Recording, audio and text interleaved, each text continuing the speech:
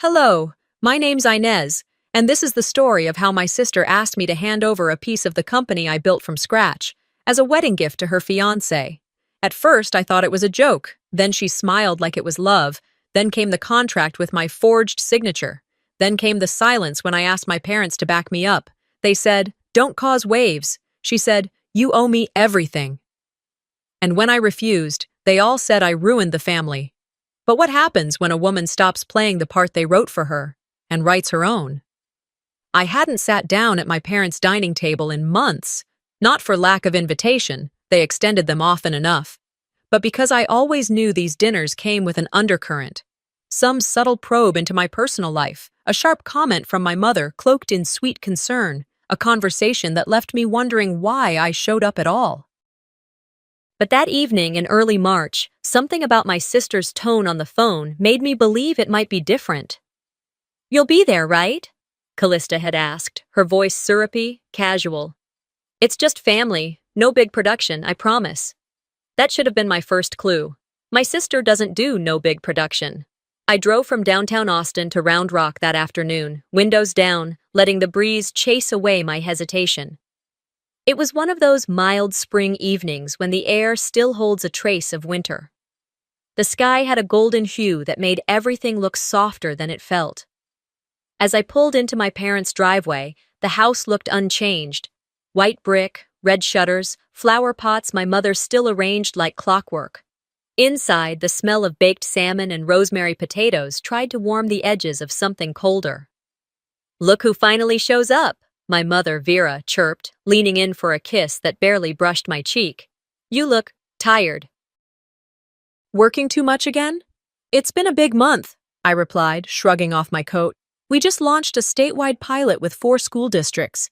"Still doing that education app thing?" she asked, smiling like it was a bake sale project. Lowell, my father, stood at the far end of the living room, holding a whiskey glass. He gave a brief nod, no smile. That was about as warm as he got. Callista arrived last, as always, wearing a cream blouse with tailored pants like she'd stepped out of a catalog. Dorian trailed behind her, handsome and polished in that bland real estate agent kind of way. "Baby sis," she said, arms outstretched, voice a full octave higher than normal. "Glad you could join the rest of us common folk tonight." I returned her hug stiffly. "Wouldn't miss it." Dinner began predictably. Mom asked about my health. Dad asked nothing. Dorian barely spoke. Callista played moderator, bouncing between stories of venue scouting and bridal party drama. Somewhere between the salmon and dessert, she tapped her wine glass gently with a fork. "Before we wrap up this lovely evening," she said, standing, "I just want to take a moment to thank someone very dear to me." I glanced at my mother. She looked pleased. Dorian looked rehearsed. Callista continued, her eyes settling on me. "My amazing little sister," she said, "has generously agreed to gift a portion of her company to Dorian and me as a wedding present. Isn't that incredible?" It took me a second to process what I'd just heard. My fork paused mid-air. What?" I said, the word catching in my throat, but no one noticed. Everyone was already clapping. My father raised his glass. My mother beamed like she was accepting the gift herself. I forced a smile and raised my glass a little too late. My cheeks burned, but not from pride. "Just a small stake," Callista whispered later, as we cleared plates. "It's mostly symbolic. Don't overthink it. Symbolic." That word echoed. She leaned closer. "It's already in motion. Don't make this awkward, Inez." I looked at her, really looked. The way she held herself, confident, like someone who knew she wouldn't be questioned. Someone who'd never been told no. "You should be proud," my mother chimed in behind me. "It's beautiful what you're doing. Family first, right?" I swallowed the urge to scream. "Sure, family." After dessert, the guests thinned out. Dorian chatted with my dad about a land deal. My mother disappeared into the kitchen. That's when Callista approached, envelope in hand. "Here," she said sweetly. "No pressure, just a formality."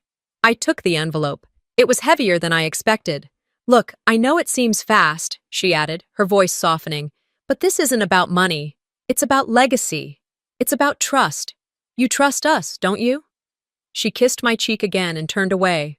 I stood there, in the hallway, alone, envelope clutched in my hand.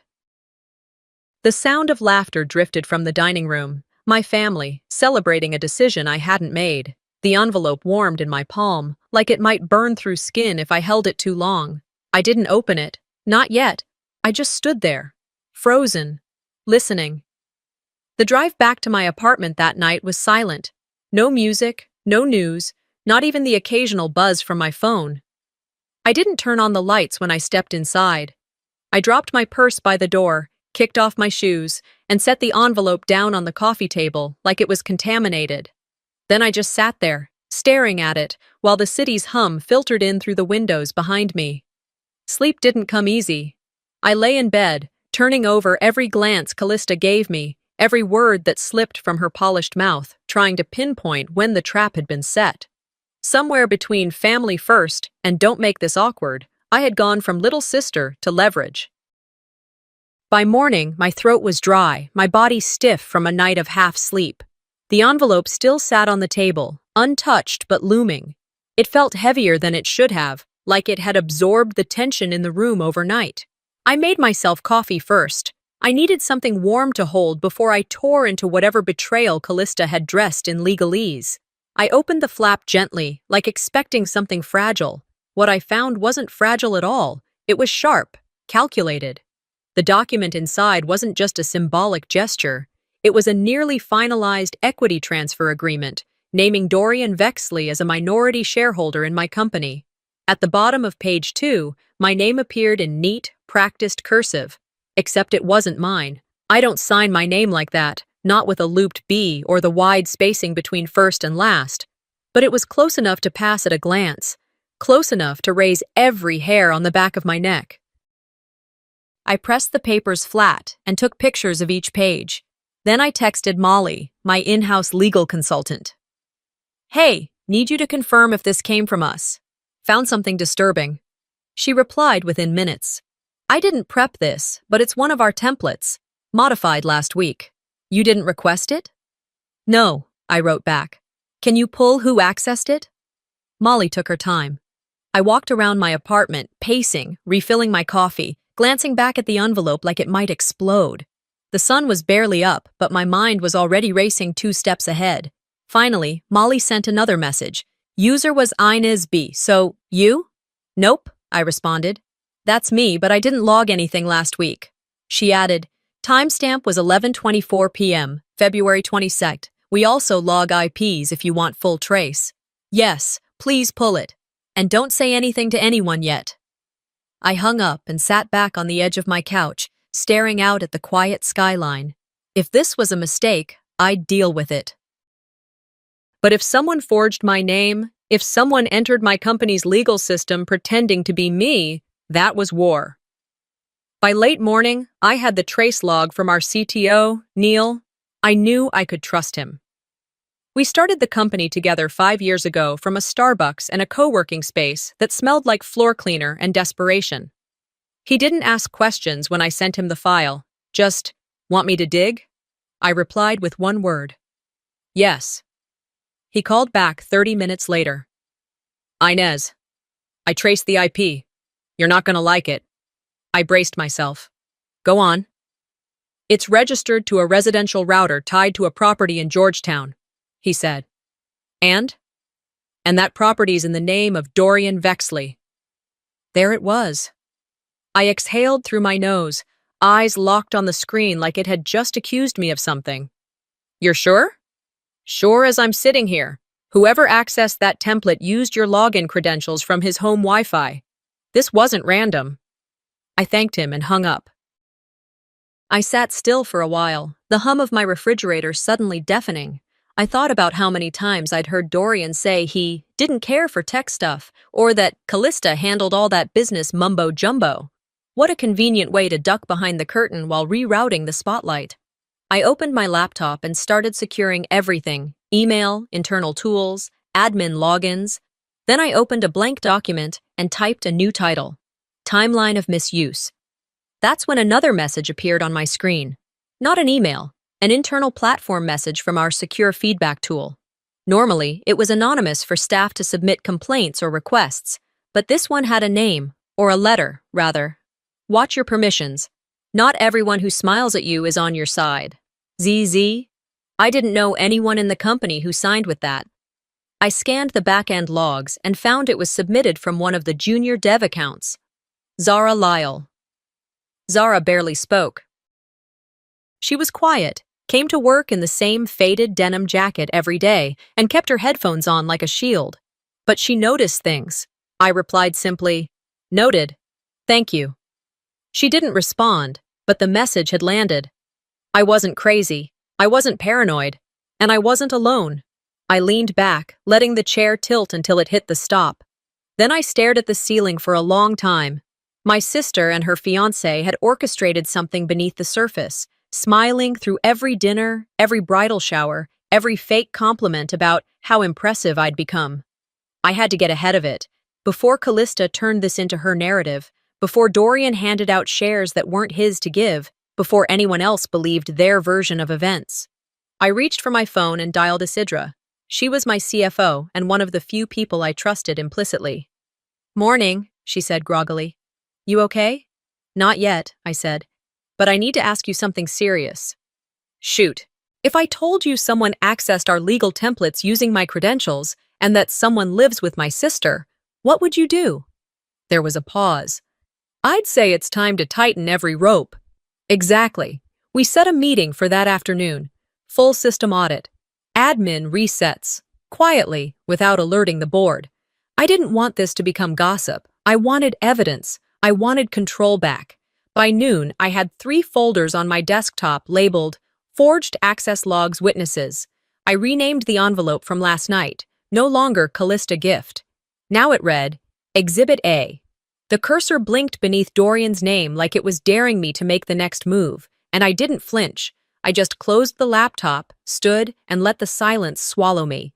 I walked into the kitchen, rinsed my mug, then just stood at the sink for a moment, hands resting on the edge, eyes unfocused. I could feel something changing inside me, not panic, not anger, something colder, something still. I didn't want music. I didn't want a podcast. I didn't want the television murmuring in the background like it often did when I worked late into the night. I just wanted quiet. The kind of quiet that lets the truth echo louder than any distraction. It was almost 6 in the evening when the sky outside deepened from blue to ash. Streetlights flickered on outside my window one by one. The edges of the city softened into dusk.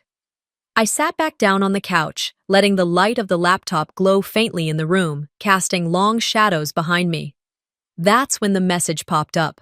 Callista, no subject line, just a line of text. I miss our closeness. Let's fix this before it turns ugly. Attached was a video file named in her typical drama, US Sisters MP4. I clicked it. Of course I clicked it. The screen faded to a home movie clip. We were little girls, barefoot in our backyard, covered in mud and laughing so hard our stomachs hurt. The audio crackled with age. I must have been 7. She was 11. In the video, she grabbed my hand and yelled at a neighbor boy who'd called me mophead. "She's smarter than you'll ever be," Callista had said. "Leave her alone." Back then, that had meant everything to me. She'd always stepped in, protected me. She was the girl who took the blame when I broke Mom's favorite vase. The sister who once gave up her prom dress money so I could go to that STEM camp in New York. I sat there, watching, remembering. Then the music shifted, softer, more polished. A smooth transition from old footage to photos, birthday parties, graduations, wedding showers. Every image perfectly curated. Every moment where she looked composed, I looked grateful. It was subtle, but undeniable. I leaned in as one photo lingered a beat too long. It was from my company's 3rd-year gala. The lighting was adjusted. My face brightened. Hers dimmed just enough to push her into the background. And then came her voice. "Inez," she said, her tone gentle, syrupy, rehearsed. "You know what love looks like, so show it." The video ended on a photo of us standing on the porch of our childhood home. I was 15, she was 19. She had her arm around me, and I was smiling so wide you'd think I believed the world was safe as long as she was near. I didn't move for a while. I just let the quiet stretch. The only sound was the soft hum of my fridge, the occasional creak of the building settling. She was playing the long game. This wasn't about sisterhood. This was theater, image control. She was turning me into a supporting role in her narrative, framed carefully to elicit sympathy, unity, loyalty, all the things she could no longer demand out loud. I opened the video again, slowed it down in the editor, watched how transitions favored her wedding theme colors. Noticed how many scenes excluded my work, my employees, my board members, replaced instead with spa days and coffee shops and the fantasy of two sisters who never drifted. It wasn't a peace offering. It was branding. I didn't cry. I didn't rage. I just felt something inside me click. Not break, just reposition. I whispered out loud, "I'm not part of your highlight reel anymore." Then I hit delete. The file vanished from my system, but it didn't take the sting with it. I leaned back, the couch swallowing me whole, and stared at the ceiling. No tears, just calculations. She knew what she was doing. That file wasn't meant for reconciliation. It was ammunition, in case I fought back. Something to show the world how much she tried, how much she loved, how much I refused to appreciate. A backup narrative for when her plan got ugly. And now I had to respond. Not with a message, not with a matching video, but with boundaries. Real ones. I stood, crossed the room to my desk, and opened a fresh internal memo. Subject line, urgent. Credential access policy update. I typed, effective immediately, all shared administrative access to project templates, legal repositories, and archival files will require biometric authentication from designated individuals. No exceptions. All existing logins will be reviewed and revised. No emotion, no explanation, just control. I sent it to Isidra, Neil, and our compliance lead. I didn't give them the backstory. Not yet. They'd get it when they needed to. For now, I just needed the back door locked. The clock ticked past 7:30 when I finally walked into the bathroom. My feet were cold. I'd forgotten socks. I turned on the light and faced the mirror. There I was, same dark circles, same slight crease between my brows, same woman who'd let her sister walk over every boundary because the word family had been used like a leash for far too long. I said nothing. Just stared, waiting for the tears that didn't come. I set a calendar alert on my laptop. Meet with legal, prepare plan B. Then I closed the lid with a soft click, pressed my palm flat against the smooth surface of my desk, and sat back in my chair, staring out at the evening haze rolling across the skyline. The windows had started to fog with the shift in temperature, the last light of the sun bleeding into a darker blue. Somewhere in the distance, a siren wailed, thin and mechanical, swallowed by the hum of the city. That night, I slept less than 4 hours. It wasn't stress, not anymore. That phase had passed. The sleeplessness came from something deeper now. Awareness, the kind that burrows beneath the skin once you've seen too much, heard too much, uncovered the circuitry behind the illusion. There's no going back after you've seen how the machinery works behind the curtain, no returning to the comfort of, maybe it's just me. I'd crossed a threshold. And thresholds don't come with exit doors.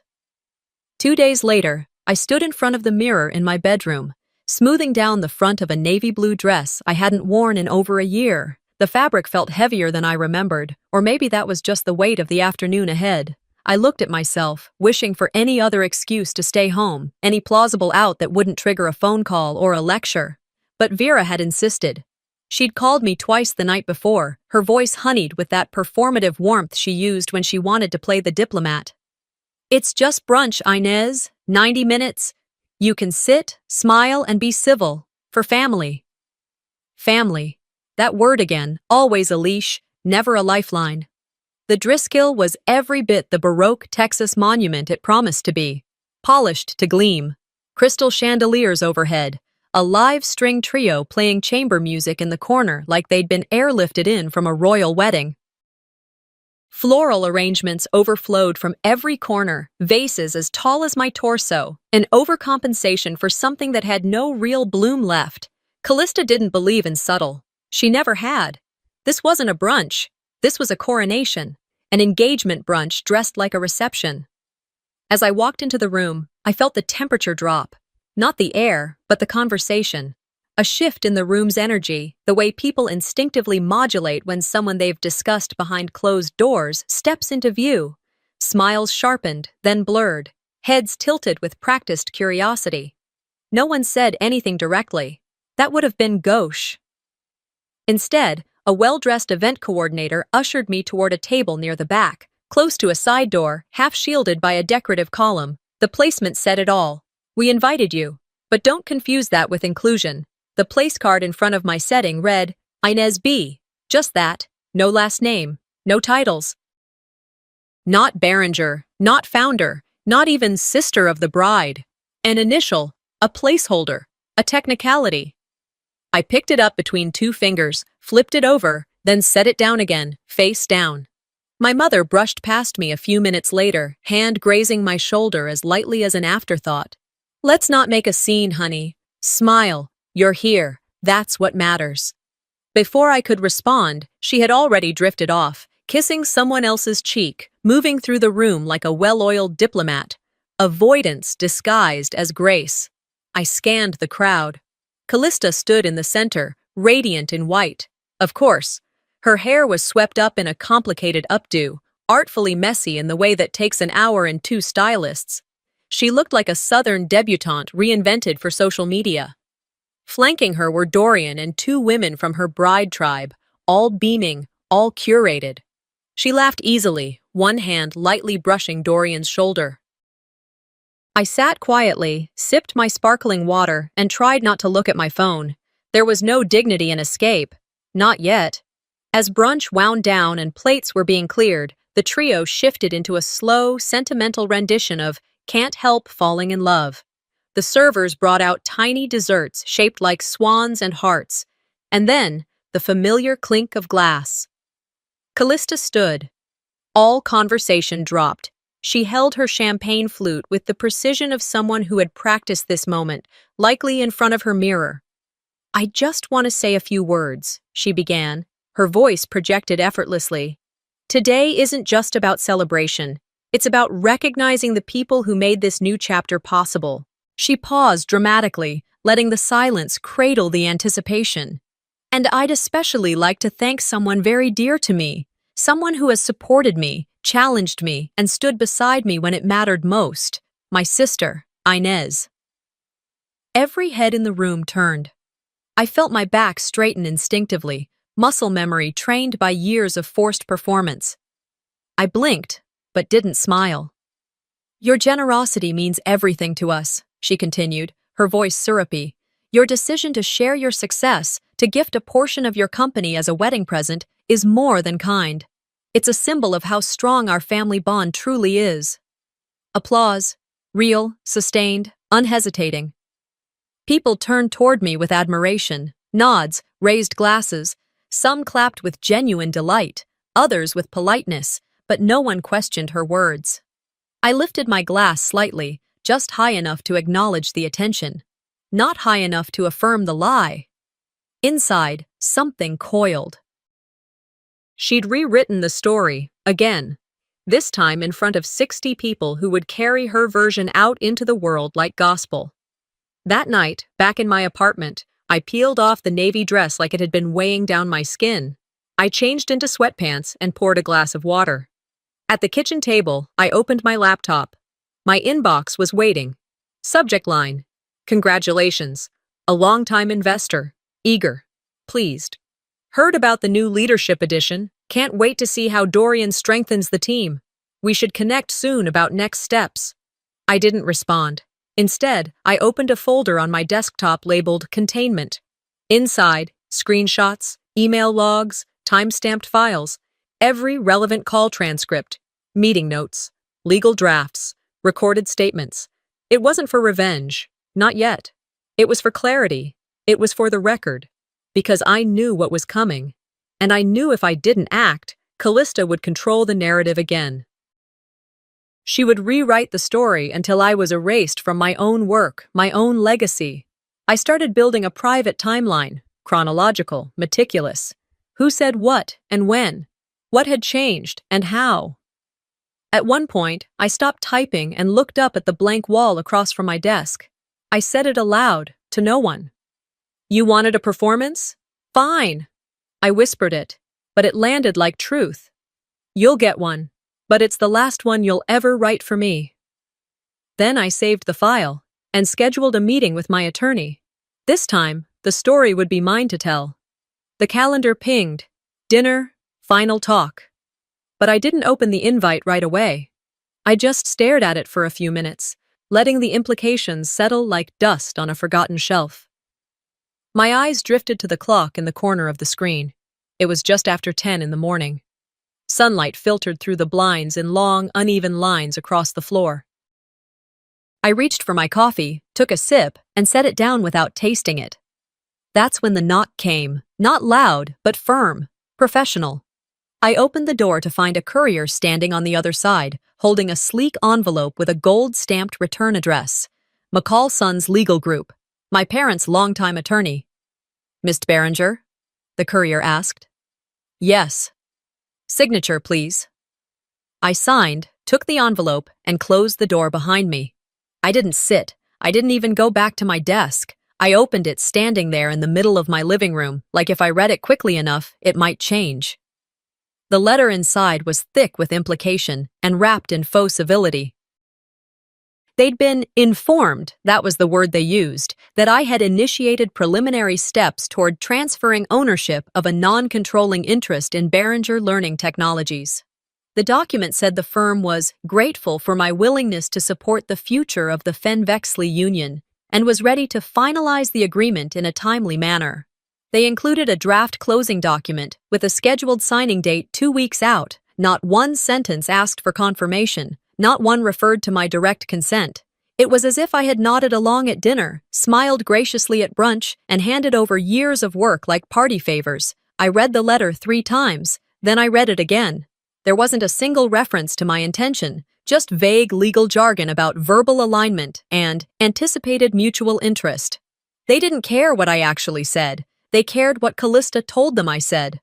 I walked into my office, closed the door, and sat at my desk. I opened a blank document titled Response to McCall. I started typing, the first few lines as sharp as a blade. To whom it may concern, your assumptions regarding my intent are categorically false, but after 5 paragraphs, I stopped. My hands hovered over the keyboard. My heart was pounding, but not from fear, from disappointment, exhaustion. I saved the draft, minimized the window, and leaned back in my chair, staring up at the ceiling.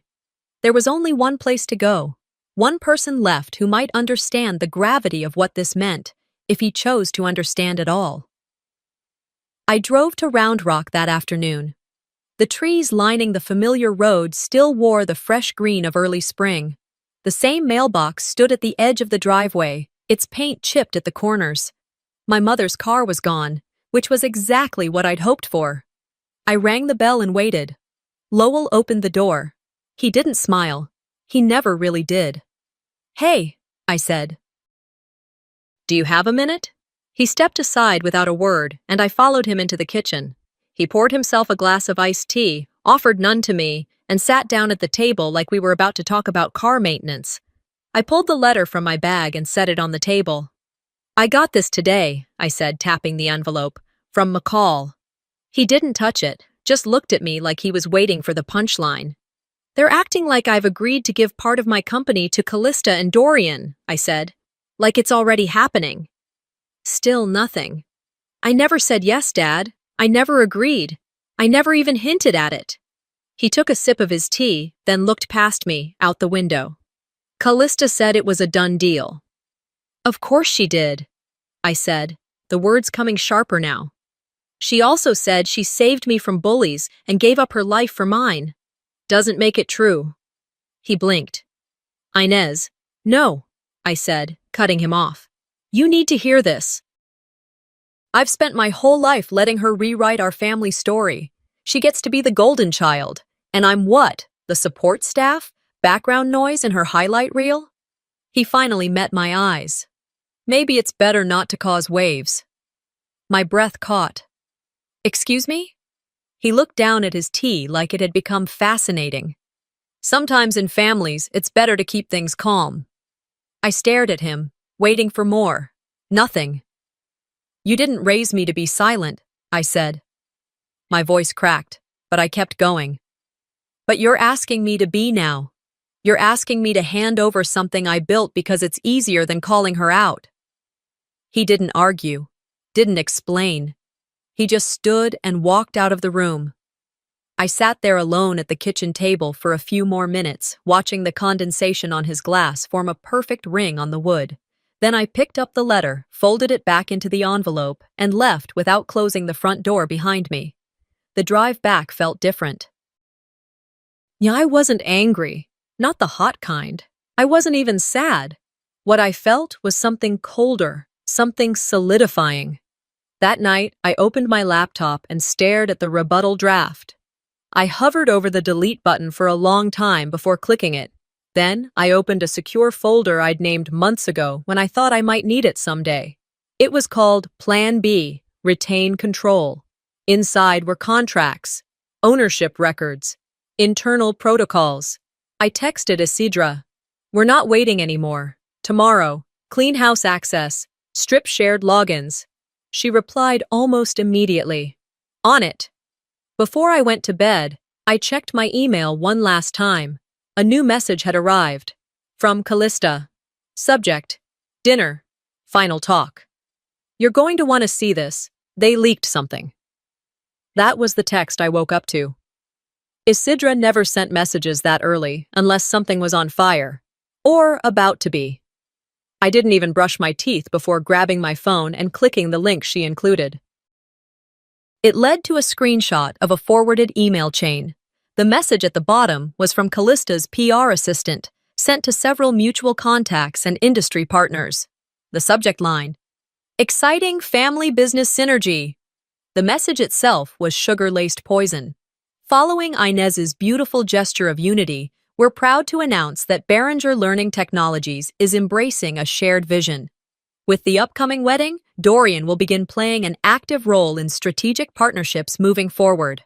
No official signatures, no legal attachments, just enough polish to seem authentic and just enough ambiguity to let people assume the worst.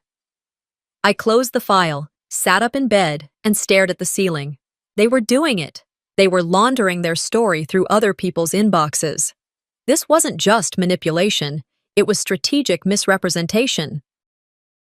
By the time I stepped into my office later that morning, I had already received 3 additional messages, 2 congratulatory emails from former partners I hadn't spoken to in over a year, and one rather condescending, looking forward to seeing how you manage the transition note from an investor who'd once tried to lecture me about softening my leadership tone. I didn't respond to any of them. Instead, I called a meeting with Neil, our CTO. We didn't do small talk. I got right to it. I need you to pull every IP access log from the last 30 days. Filter by any activity involving draft equity agreements or permission shifts. Neil didn't blink. Want me to include mobile sessions? Yes, I said.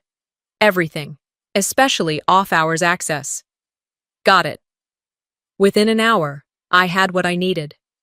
The IP matched one registered to Dorian's home address. And not just once. He'd been logging into our back-end systems over a period of 3 weeks. Always late at night. Always after Callista had checked in with me about the wedding. The smoking gun wasn't a single moment. It was a pattern. I took a breath, looked at Neil, and said, Secure everything. Change shared logins. Encrypt archives. Send me a list of new permissions. Only you, me, and Isidra get admin level. Understood.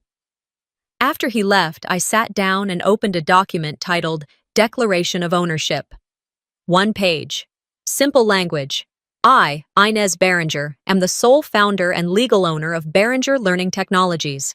Any claims to the contrary are unsubstantiated and will be met with formal response. I saved it, printed it, signed it, And then I did something I'd never done before. I sent it to our entire advisory board without copying Callista, without warning her, without preamble. It was time I started moving without broadcasting my every step. That evening, I forced myself to show up at a networking mixer in downtown Austin. I didn't want to go, but if I stayed home, Callista would keep filling the silence with her version of the truth. I was barely 3 sips into a weak vodka tonic when someone I vaguely knew, a former colleague from a nonprofit panel, sidled up next to me and smiled. "So," she said, eyes dancing with faux curiosity, "I heard you offered shares to help with your sister's wedding. That's incredibly generous." I blinked. "Did you hear that from Callista?" "Well," she said with a shrug, "let's just say it's going around." "It's false," I said, keeping my tone even. Her smile froze for half a second. "Oh, wow, okay, I didn't mean anything by it." "Of course not," I said, setting my drink down. "But next time you hear something about me, maybe ask me first. I'm not that hard to reach." She walked away, and I stood there, feeling a chill creep up my spine. Not the kind that makes you shiver, but the kind that makes you want to start boarding up windows. This was what it looked like to be outplayed in public. But not for long. I went home that night and drafted 2 memos. The first was internal. All system access not registered under executive credentials would be revoked. Immediately. The second was external.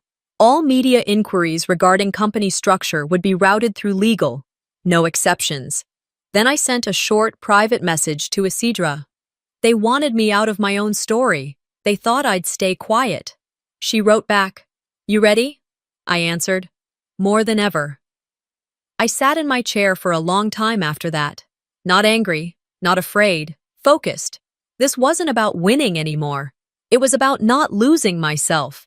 I didn't ask any questions. I didn't need to.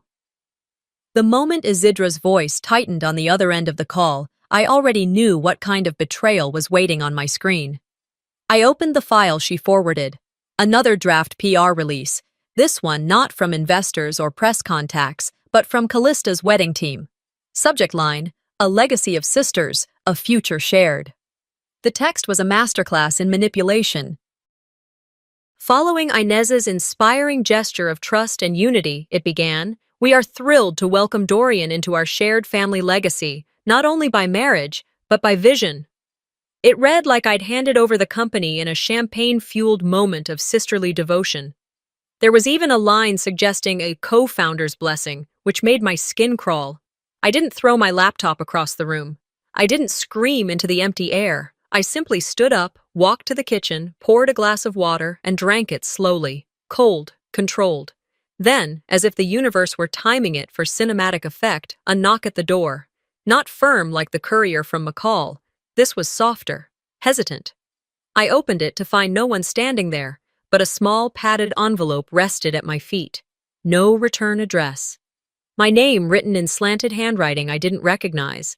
I carried it inside and opened it with scissors, careful not to tear whatever was inside. A letter, folded tightly, and a single photo. The photo was faded but intact. A woman about my age standing in front of a brick building, a plaque behind her that read, "Madsen Education Group." A handwritten note on the back, May 2015. "I used to stand here proud." The letter inside was more precise than I expected. No dramatic introduction, no backstory, just lines like blades. "I was you once. I built something out of nothing, and I loved someone who told me that love meant sharing. He said we'd be stronger together, that family didn't need contracts. So I handed him equity, ignored the warning signs, and told myself it was just paperwork. I kept reading, barely breathing. He left 6 months later, took half the company with him, said it was his right, marital property laws. The courts agreed, and I learned the hard way that no one mourns the woman who gave too much. They just take what she left behind and keep walking. The final sentence was burned into my mind. "Don't let them dress up theft as devotion." No signature, just an initial, O. I sat down and held the letter like it might slip away if I blinked.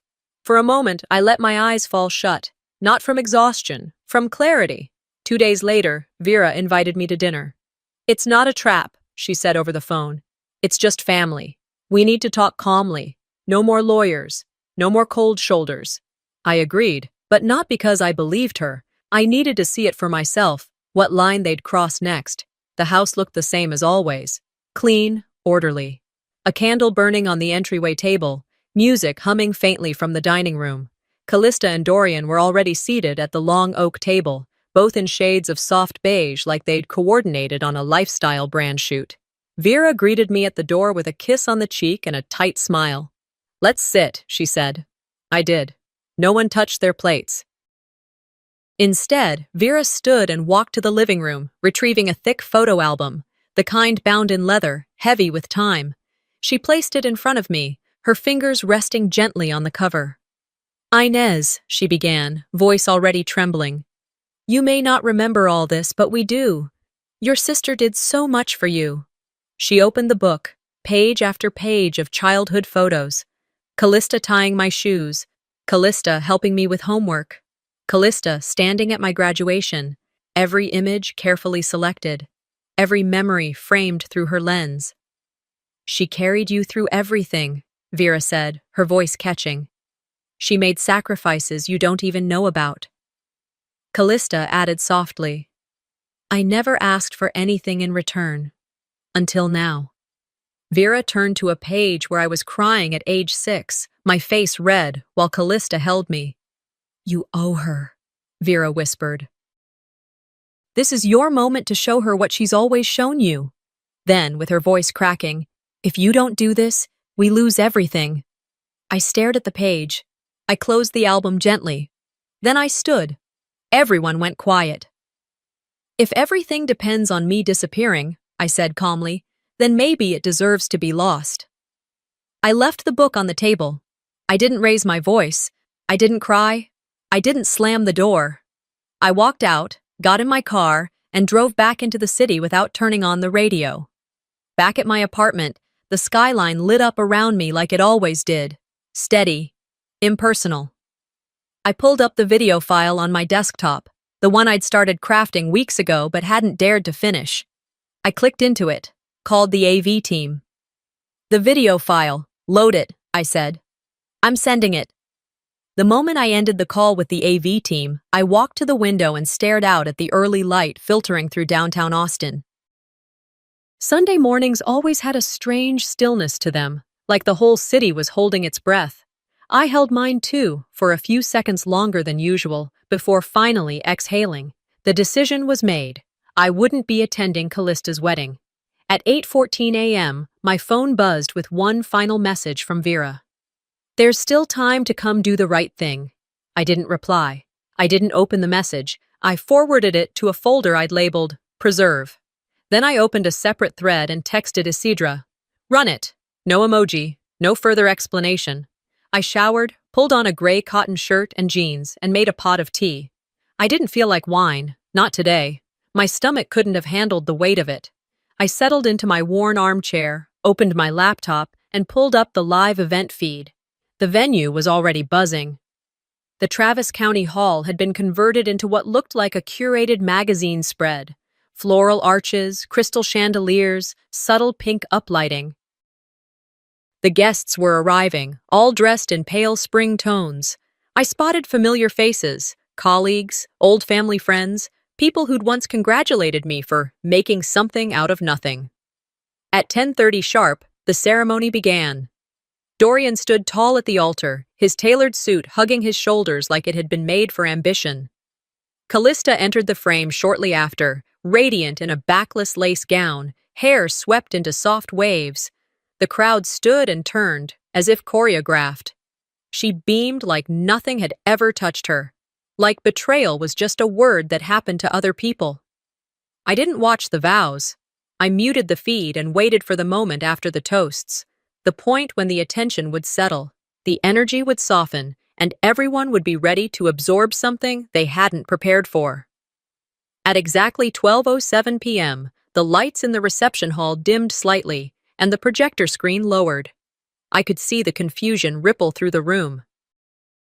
The screen flashed black, Then, white text appeared. There are always two sides to a story. Here's mine. I sipped my tea as the first image appeared, a screenshot of the draft contract Callista's team had claimed I approved, followed by the server logs showing Dorian's access from his home IP. Then, a clip of Callista's voice on a recorded phone call. She'll cave, she always does. The room on screen had gone utterly silent. Forks paused mid-air. A few people looked toward Callista, whose smile had frozen like a mask cracking under pressure. Then came my voice, measured, calm, steady. I never asked to be part of a performance. I never agreed to be the backdrop for someone else's story. This isn't about ruining a day. It's about reclaiming years of silence. I built something with my own hands. They tried to take it using mine. I won't let them. The video faded to black. No music, no applause, nothing. I watched as Dorian turned to Callista and muttered something that made her step back. Someone in the corner of the room slowly clapped. An older woman I vaguely recognized from church events. She stood, nodded toward the screen, then walked out. Callista remained rooted. Vera stood behind her, one hand pressed to her chest. Then, without a word, she slumped into her chair. The feed cut to static. I closed the laptop and set it aside. I didn't cheer. I didn't cry. I stood, refilled my teacup, and walked over to the window. Outside, kids were riding bikes. A couple walked a dog. Someone waved to a neighbor across the street. Life continued, as it always did. When I checked my inbox an hour later, the subject lines were endless. I'm so sorry. Did you really do all that alone? You weren't the villain.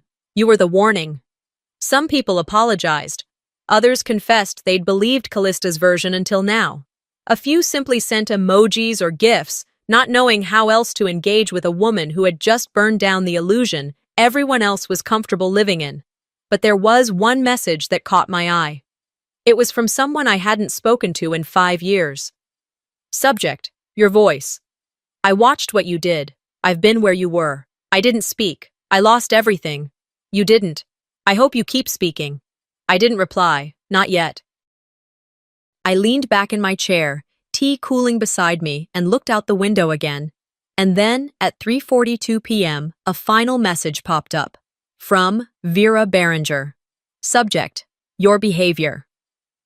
You are no longer invited to any future Berenger events. It had been 2 weeks since the wedding. 14 days of deliberate silence from some corners of my life and haunting echoes from others. The kind of silence that feels like someone shutting a door without slamming it. The kind that hangs in the air, heavy and waiting to be named. The day after the video played, the one that lit up the reception like an unexpected electrical fire, exposing secrets in high definition and freezing the room into stunned quiet. I disappeared. I didn't post. I didn't take calls. I didn't offer statements or rebuttals or apologies. I let the dust rise, and I waited for it to settle on its own. As it turns out, silence often says everything louder than words ever could. On the Monday morning of the second week, I sat alone in my office, a space that still felt like a work in progress despite having moved in months ago. Lukewarm coffee rested between my palms. The light filtering through the blinds cut the room into rectangles of gold and shadow. The computer screen glowed with unread headlines. I hadn't been brave enough to click on them until now. I didn't know what I expected: scandal, shame, spectacle, maybe all three. But instead, I found this. PR exec faces ethics review after family footage goes viral. Berenger sisters break ties. Sources say lawsuits unlikely but not off the table. Marriage delayed. Sources close to Vexley confirm partnership on pause. I read each line slowly, carefully, like running my fingers over the outline of a bruise, learning its shape before it could fade. There were no lawsuits pending, no criminal complaints, no public apologies, but the reputations? Those had cracked. And in this city, when the surface cracked, it didn't heal. It widened. Dorian's real estate firm released a statement late Friday. We have chosen to part ways, mutually and respectfully, with Mr. Vexley. We wish him the best in his future endeavors. the company remains committed to reflecting the highest ethical standards in both leadership and culture. Polite as betrayal always is. He wasn't fired, but he wasn't invited to stay either. Callista, on the other hand, vanished from public life like she'd never been there. Her name quietly disappeared from 2 upcoming event flyers. Her agency issued no statement, but everyone knew what indefinite leave meant in this industry. Her team was rattled. Internal whispers said no one expected her to return, but no one dared say it out loud. Not yet. Outside my office window, traffic moved steadily along Congress Avenue. Business as usual. Morning joggers, people in suits, dog walkers, horns blaring in the distance. The world hadn't ended. My world had just shifted. The cursor blinked at me on the screen, and then a new email. No subject, no preamble, from my father. I opened it with the kind of breath you take before diving into cold water. Inside was a scanned photo of the front page of the New York Times, folded neatly to show the coverage of the wedding fallout. The digital copy of an obscure book was attached, an essay collection he'd always liked. It was about stoicism, I remembered. Grace under fire. Marcus Aurelius quotes and dry metaphors about strength. No note, no I'm proud of you, no I'm sorry. Just an intellectual pat on the shoulder, like always. And strangely, it didn't sting, it didn't pierce, it simply confirmed what I'd known all along. He was never going to say what mattered, not directly, only through quotes or secondhand reflections, only through gifts that arrived years too late, wrapped in silence. At 3:04 p.m., the doorbell rang. I opened the door to find a small cardboard box addressed from San Marcos. The return label was typed, no sender listed. Inside, a letter. A different one, Ophalie. Inez, what you did. Few do. Not because they can't, but because they've been told it's not worth the noise. I believed that lie. I handed over everything and didn't even fight. You didn't. That matters. I'm building something. A space for women who've been written out of their own stories. If you're ready to turn fire into structure, I'd like you to help me shape it.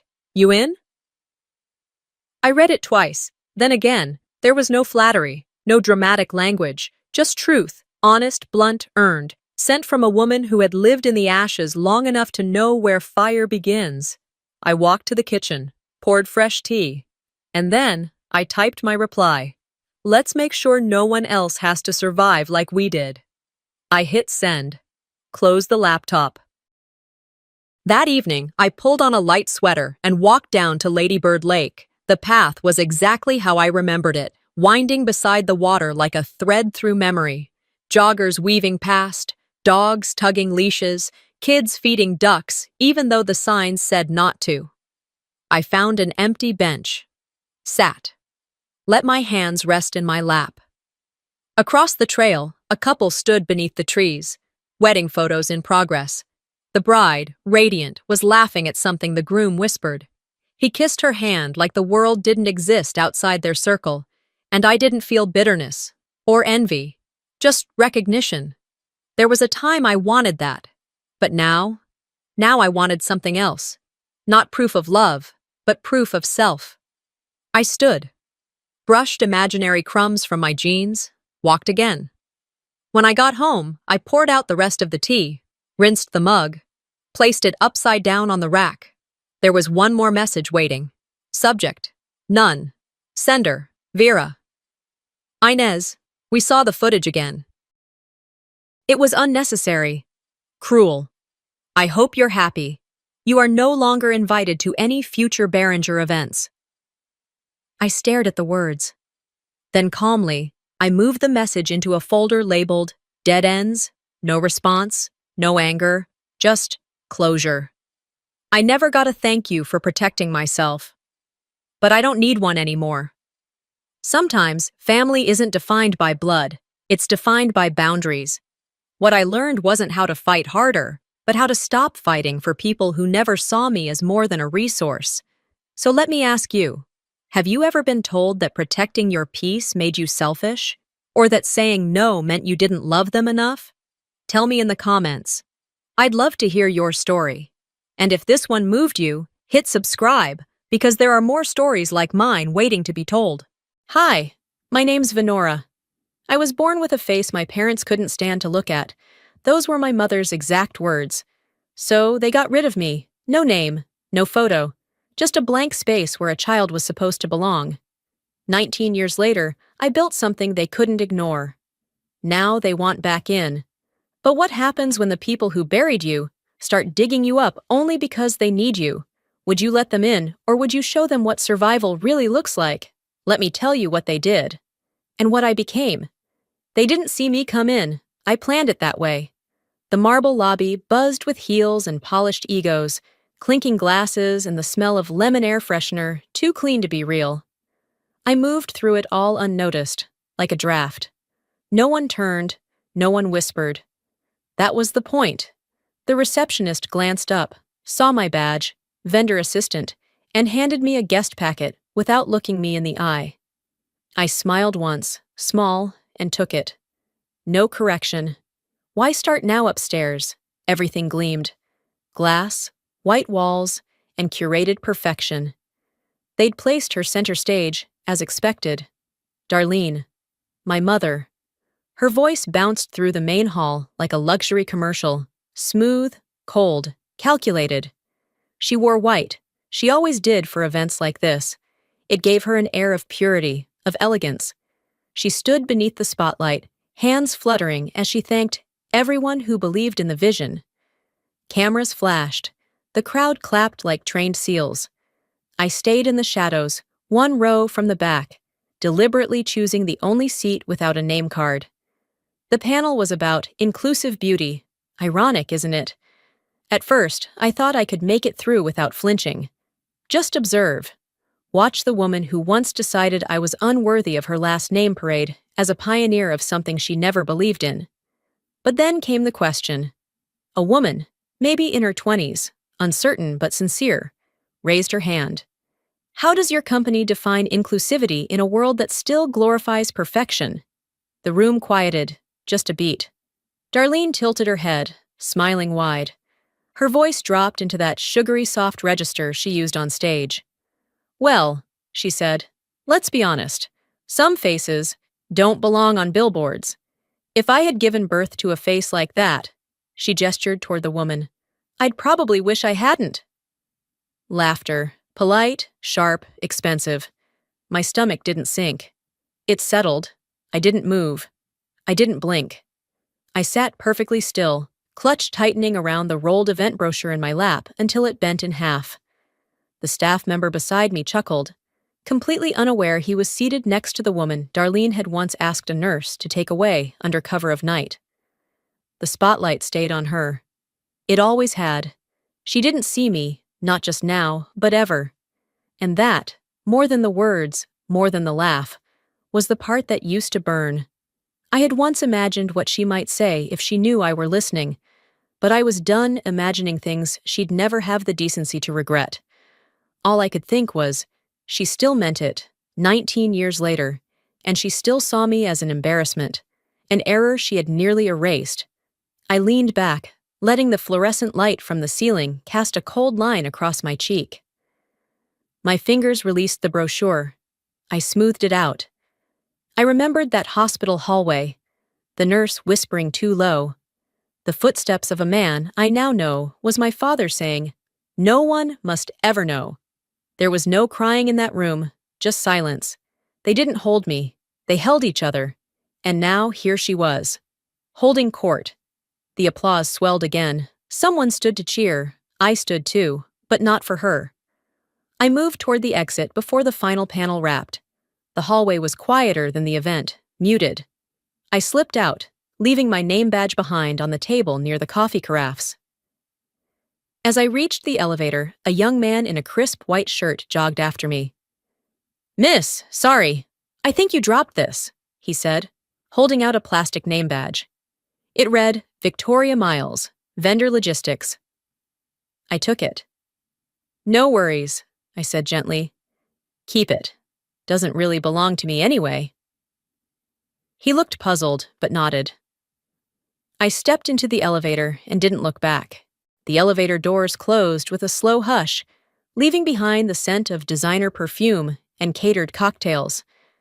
I held the name badge in my hand for a moment longer, running my thumb over the plastic. It didn't sting, not like it used to. I slid it into my purse without another glance. By the time I reached the parking level, the noise from the summit had dulled to a low murmur. My driver, Raymond, was waiting by the car, the back door already open. I nodded at him, slipped inside, and leaned back against the leather seat. No words passed between us on the ride home. He knew better. The city outside rolled by like a memory I'd already let go of. Once inside my building, I didn't stop at my penthouse. I went higher, one floor above, where only one keycard worked. Mine. The rooftop office of Empire Labs was silent. I didn't need lights to navigate the space. The layout was embedded in my body now, every step, every angle. The open glass walls framed the skyline, but I didn't look outside. I never came here for the view. I walked past the minimalist conference table, straight into my private suite. No portraits, no personal frames, just precision. Blueprints on glass boards, models, concept patents.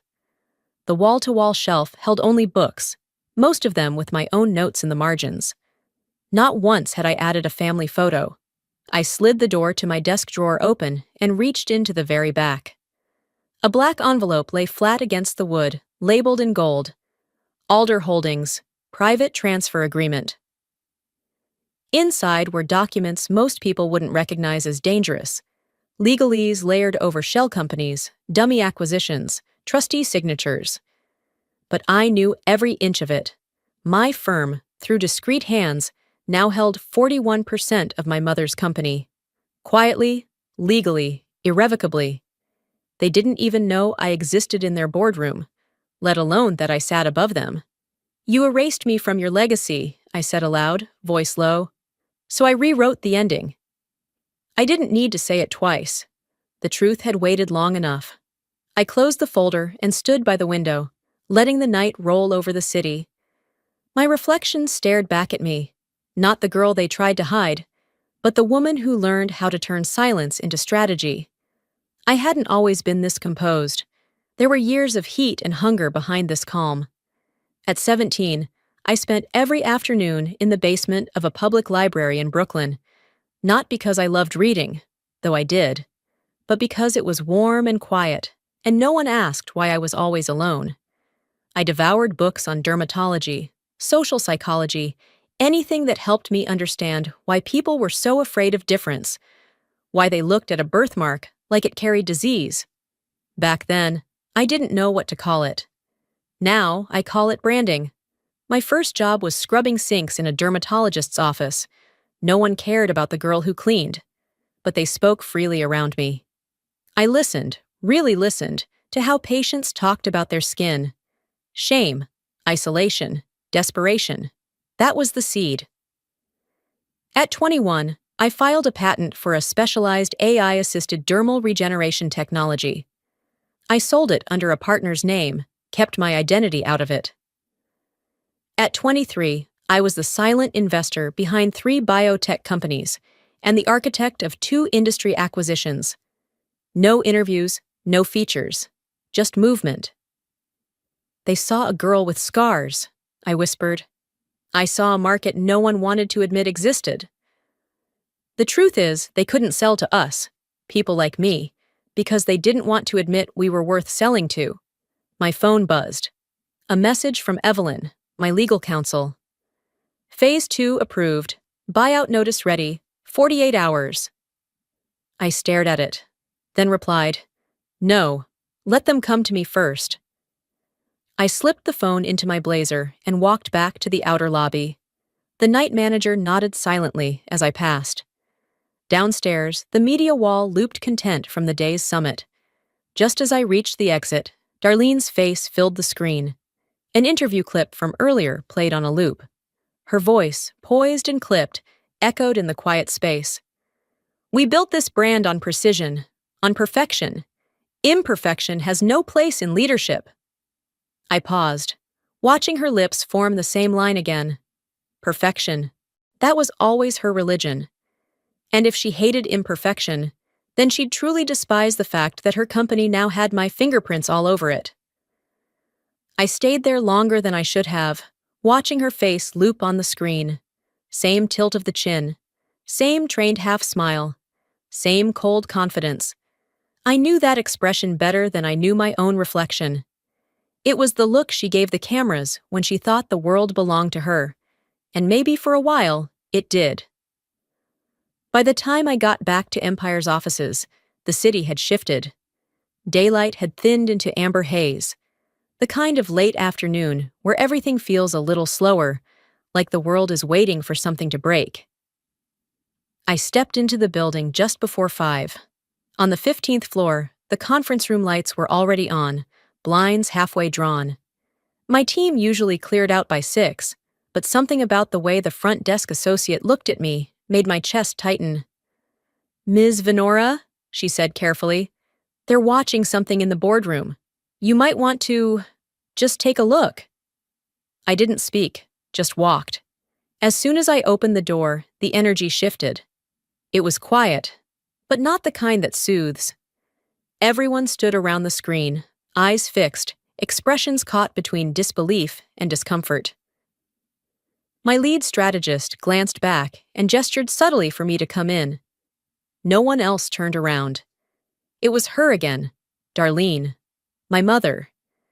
This time not in a promotional clip. It was a national talk show, the kind that aired mid-mornings, targeting stay-at-home executives, aspiring socialites, and high-end brand loyalists. She looked poised, of course. Smooth blouse, pressed collar, perfect contouring. But her voice had that slightly exaggerated clarity, the one she used when she wanted to sound more human than she really was. The host asked, "With this new wave of alternative beauty being embraced by younger generations, where do you stand on inclusivity within the luxury space?" Darlene didn't hesitate. "Honestly, I think it's dangerous," she said with a polished shrug. "Some people just weren't meant to be public figures. Society doesn't benefit from lowering its standards. We thrive on aesthetics, not pity." A few heads in the room shifted. No one said a word.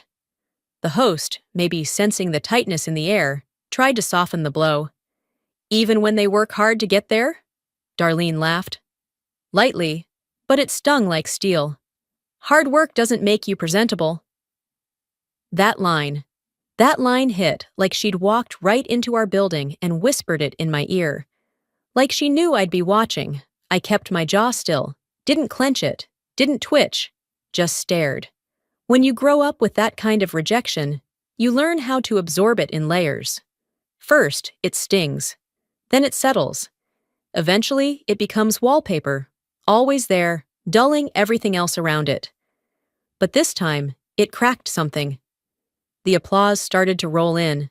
Shallow, performative claps from an audience more trained than moved. The host smiled, though it didn't quite reach her eyes. Behind me, one of the interns whispered, "Isn't that your—" I turned slightly, just enough to meet his eyes, and said, "No, that's just the face of the company I'm about to dismantle." He blinked.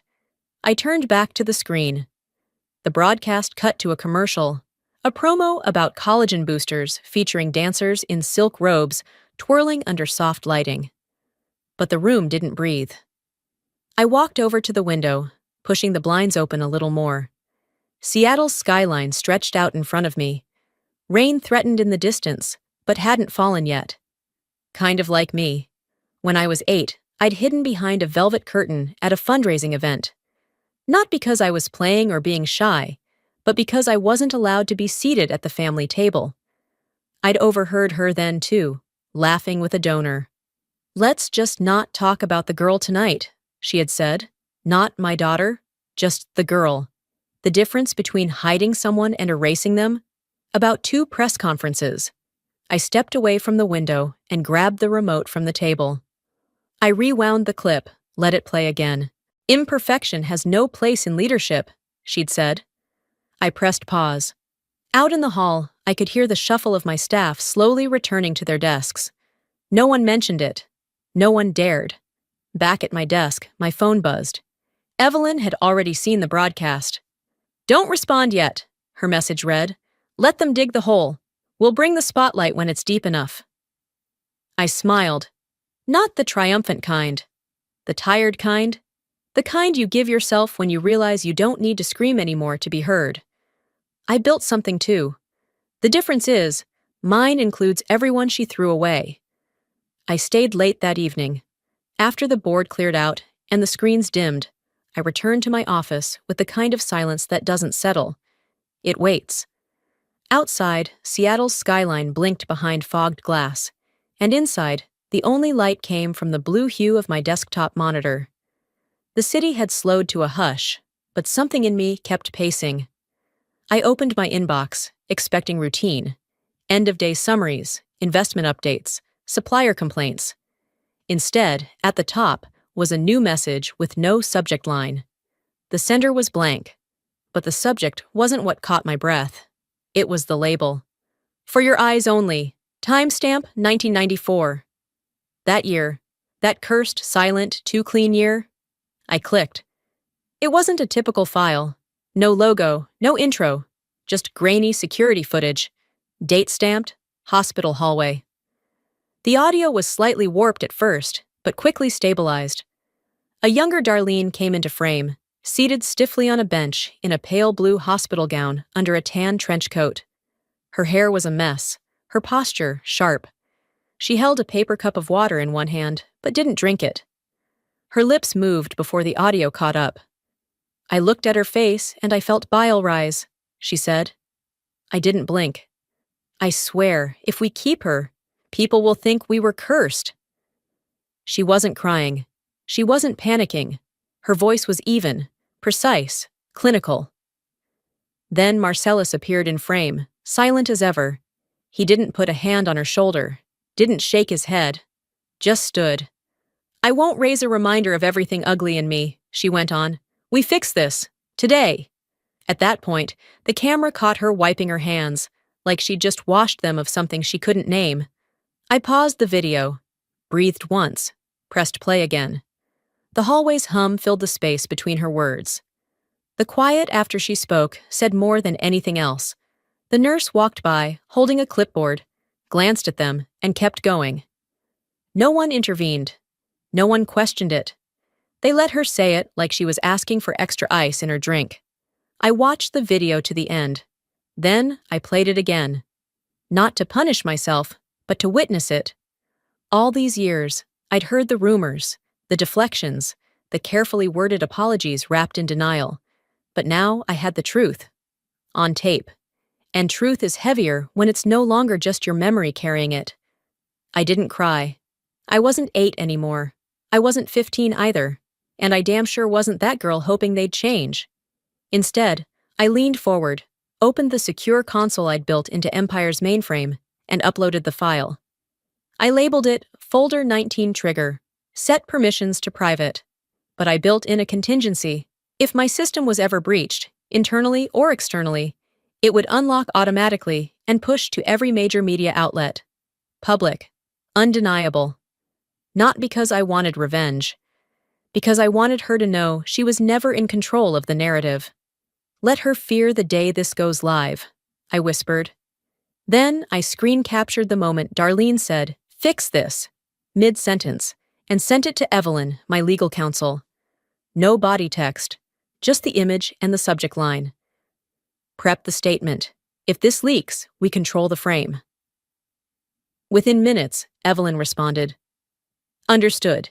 And Venora, I'm sorry."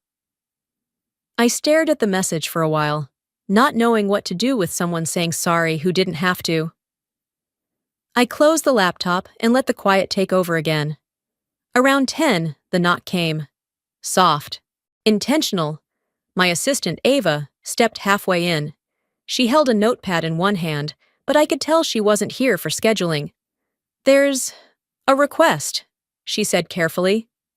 I looked up. "From whom?" She didn't say it. She didn't need to. "Them," she said. I didn't flinch. I didn't straighten in my chair like some dramatic script. I just reached for the glass of water I'd poured hours ago and finally took a sip. Face to face? I asked. They said yes. No lawyers. Just a conversation. I nodded, slowly, purposefully. Tell them I'll see them Thursday, I said. And Ava, no one else needs to know, not yet. She nodded once and left. I stood alone in the dark, watching the monitor go black as the file timed out. The hallway footage faded into a screensaver, soft waves moving across a digital shore. So she wanted to talk. She'd built a career on public relations, on sculpted interviews and staged humility. But now she'd have to sit across from the one mistake she thought she'd buried and call her by name. The moment Thursday came, the building felt different, colder, even though the heat was on. I arrived before anyone else, bypassing my usual coffee stop, letting the silence settle into the walls before it was broken by voices I hadn't heard in nearly 2 decades. Not up close, not in person. The boardroom had been cleared per my instructions. No assistants, no photographers, no legal counsel. This wasn't for headlines. This wasn't a war room. This was something far older, something primitive. I laid the folder on the table myself. Empire Equity Conversion Agreement. Nothing glossy, no dramatic seals. Just the plain truth, printed in sharp black ink. The documents didn't need embellishment. They were weapons already. At 9:02, the elevator dinged. I didn't look up immediately. Their steps came in tandem. Hers lighter, clipped. His heavier, dragging a little now. They paused in the doorway, as if unsure they were in the right place. I stayed seated at the head of the long, tempered glass table, flipping through a page I already knew by heart. Darlene spoke first. "You've done well," she said, voice almost warm. Almost. Marcellus pulled out the chair opposite me, but waited for my nod before sitting. I gave none. He sat anyway. "I appreciate you agreeing to meet us privately," he said, clasping his hands. I offered no pleasantries, no forced smiles, just a calm, "You asked for it."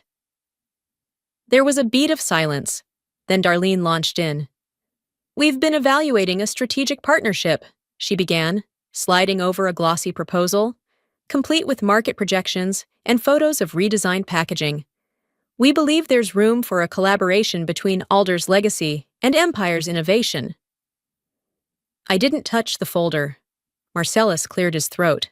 "The numbers are tight this quarter, but our assets remain strong.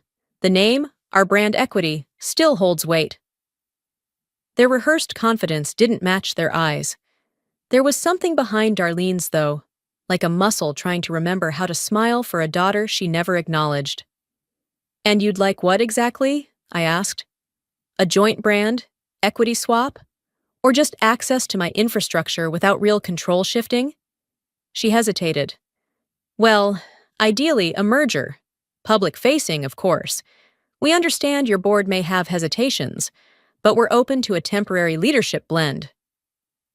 Leadership blend. I nodded once, made a note with a capped pen.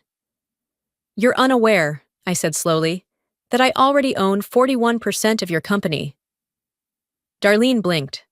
Marcellus leaned forward. "Excuse me?" "I've been acquiring pieces quietly, through proxy, through trusts, through vehicles you wouldn't think to vet. 6 years. The folder I'd brought, now slid forward, held every transfer, every ledger, every timestamp. "I have voting majority after next month's shareholder meeting." Darlene's face didn't crumble. It froze. Still, like the makeup on her cheekbones had been painted too tight. "This was revenge?" she asked. I didn't raise my voice. "This was insulation," I replied, "so that I'd never be in a room like this, so that I'd never have to sit across from the people who called me a liability and live like I owed them something." Marcellus tried to interrupt. "You could have come to us." "When?" I cut in. "At the hospital? When you whispered that no one could ever know? When you told the nurse to handle it discreetly? Or was it at one of your fundraisers, where I stood behind curtains like a damn ghost?" They said nothing. I leaned back slightly. You taught me early what I was worth to you, I said. Now you'll find out what that costs. Security knocked twice on the outer door. Time's up. I stood. They rose with me, slowly. I extended my hand to both of them because I wanted the handshake documented by memory, not media. You're free, I said, to keep your names on the company, your titles, your face on the brochures. That doesn't bother me. But just know this. They both waited. Every step you take from this point forward is on a floor I own. Their eyes didn't move.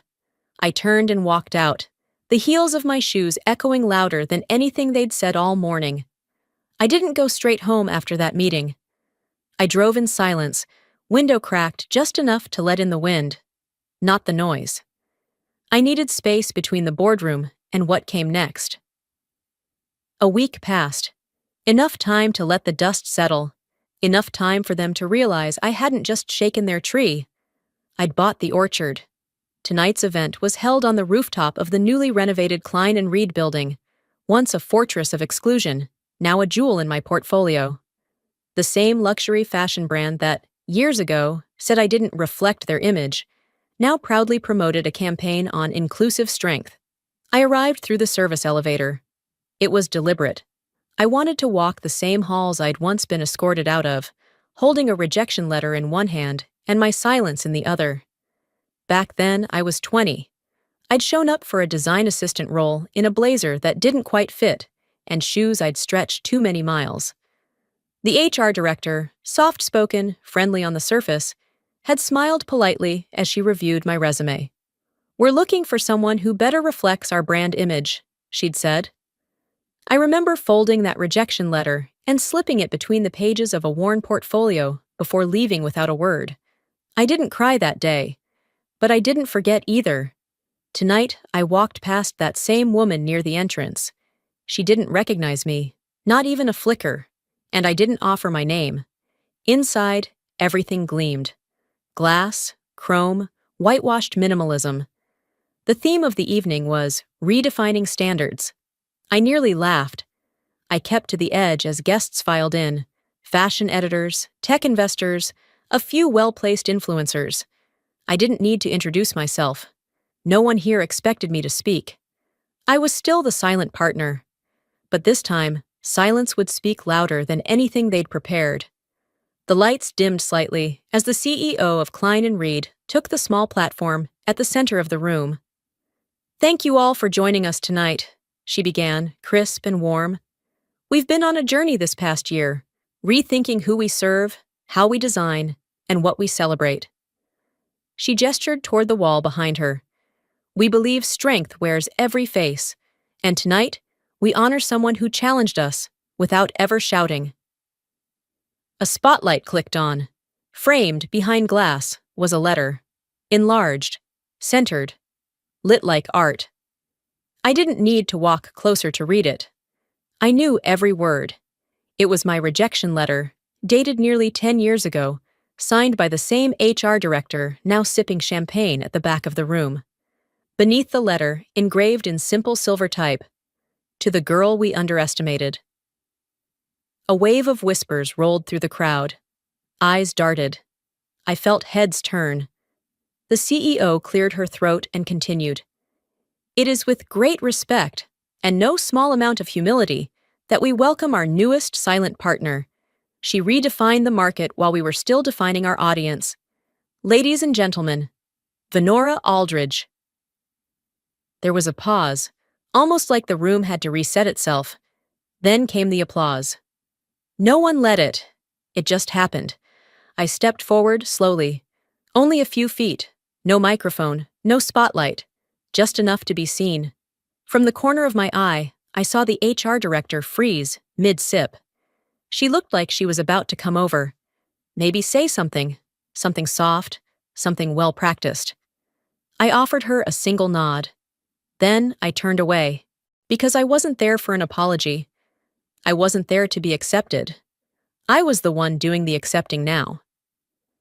Later in the evening, I was asked if I wanted to say a few words. I didn't prepare a speech. I never do. I just stepped forward with a glass in hand, letting the room settle. Some of us, I began, were never meant to fit into frames. Not because we weren't worthy, but because the frames were too small. A few heads nodded. A few more turned toward the letter behind me. So we built our own galleries, I finished, raising the glass slightly. As the crowd applauded, Ava leaned in from behind, whispering just above the music. "We've just received a job application," she murmured, "from someone named Tylen." The name sat in my mind for a long moment.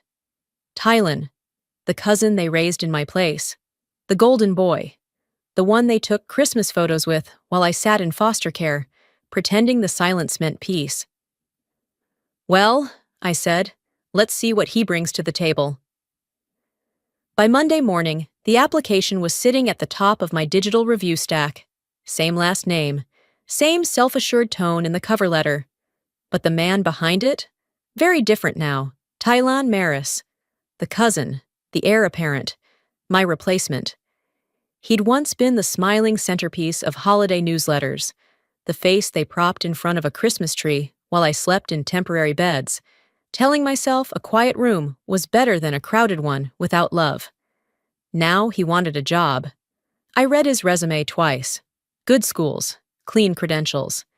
But that same sheen of entitlement still hovered over his words like perfume that lingered too long after the person left. Ava buzzed in from the front desk. "He's here," said he was told to come in person. I clicked open my calendar. Blank for the next 30 minutes. I let her send him up. When the elevator doors opened, I saw him instantly. He looked the same, just smaller somehow. Not physically, but the confidence that once spilled from him had contracted, curled inward. He wore a suit that tried too hard. Navy, crisp, too polished for the desperation he carried. He stepped into my office and extended his hand. "Venora," he said with a smile that didn't reach his eyes. "Didn't expect to see you like this." "I imagine not," I replied, staying seated. I gestured to the chair across from me. He sat, fidgeted once. "I didn't know this was your company, honestly." "I'm sure," I said flatly. "I need a shot," he admitted. "The market's tight, and I figured maybe I could offer something here." "You never needed anything from me before," he shrugged, a little too casual. "Things change." That much was true. I picked up his folder, leafed through it like I hadn't already memorized every bullet point. "You're qualified," I said. "But this isn't a favor factory. We don't hand out second chances just because blood used to run in the same direction." He looked up, startled. "Used to?" he asked. I met his gaze. "History doesn't obligate me. Neither does family." He nodded, slow and unsure. "Fair." I closed the folder, slid it halfway back across the desk. "There's no guarantee," I told him. "Apply like everyone else. If your work stands, it stands." He didn't argue, just gave a quick nod, stood up, and left without offering another handshake. The door clicked softly behind him. I exhaled. Not from tension, from the weight of having said what I'd wanted to say since I was 10.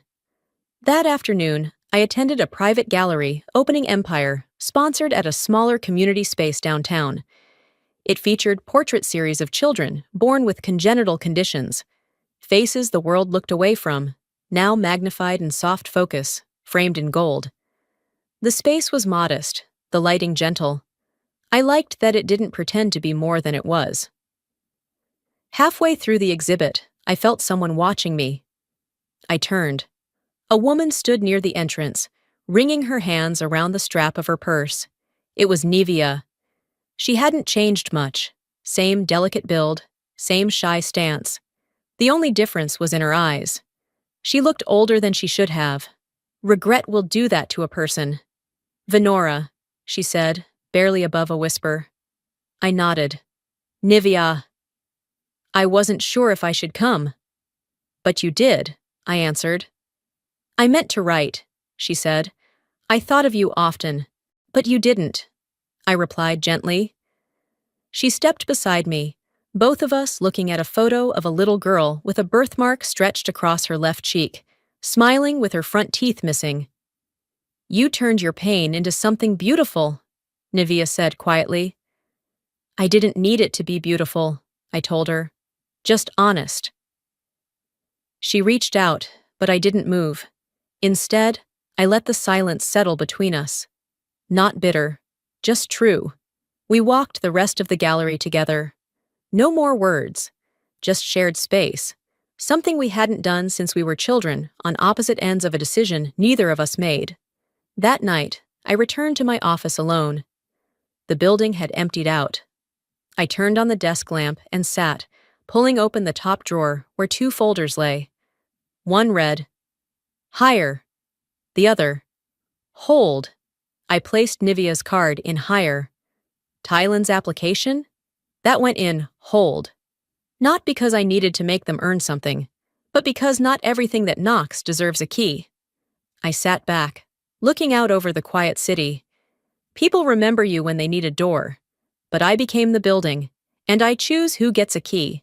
Just as I reached for my cup of tea, Ava tapped gently and stepped in, holding a small package wrapped in brown paper.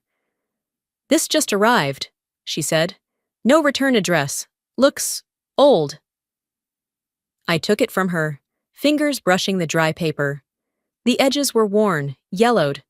Inside was a folded document, a birth certificate. Under Mother's name, there was nothing, just a blank line. I stared at it, a part of me unsurprised. They hadn't just tried to forget me. They'd tried to erase me from the start. I stayed at my desk long after the rest of the floor had gone dark. I hadn't turned on the overheads, just the soft light from the desk lamp, casting a quiet halo across the folder in front of me. The birth certificate sat open, unmoved, staring back like a page from someone else's life. No mother listed, no father, no witnesses. Just my name in small smudged type, as if even the ink had hesitated. At first, I thought it might be a copy, some error. But then I saw the note tucked beneath it, folded 3 times and yellowed with time. The handwriting trembled across the page. "Forgive me for following their orders. M." No last name, but I didn't need one. Only one person had been there that day, with a heart soft enough to doubt what she was told to do. The nurse. She must have kept a copy, maybe for conscience, maybe to prove she wasn't complicit. I held the paper for a long moment. My breath caught, not in surprise, but in confirmation. I'd always known I was treated like a problem they never intended to solve. But to see it, codified, clinical, made the silence of it heavier. I didn't feel anger, not now. I felt the kind of stillness you only get after a storm has run out of rain. By early morning, I walked alone through the quiet halls of the memorial gallery I'd built on the lower level of our building. We didn't market it, no press tours, no logos on the walls. Just a space. For truth. For faces the world never framed. Each section told a story. One wall held photos of kids who'd survived reconstructive surgeries. Another featured journal entries from foster teens who had never been adopted. And then there was the section I curated personally, fragments of forgotten documentation, discarded notes, unsigned discharge papers, and now, my birth certificate. I placed it in a simple glass case, no spotlight, no pedestal. Beside it, a metal plaque I had made that morning at a local print shop. Nothing fancy, just the words I'd waited a lifetime to say. Venora. No longer child unknown, no longer property of shame. I stared at it for a while, not blinking, not thinking. Just existing, fully, finally, without footnotes. Around 10, 2 junior staff passed through on their way to a donor prep meeting. One paused, studying the display, her brow furrowing. She turned to the other. "Do we file that under legacy?"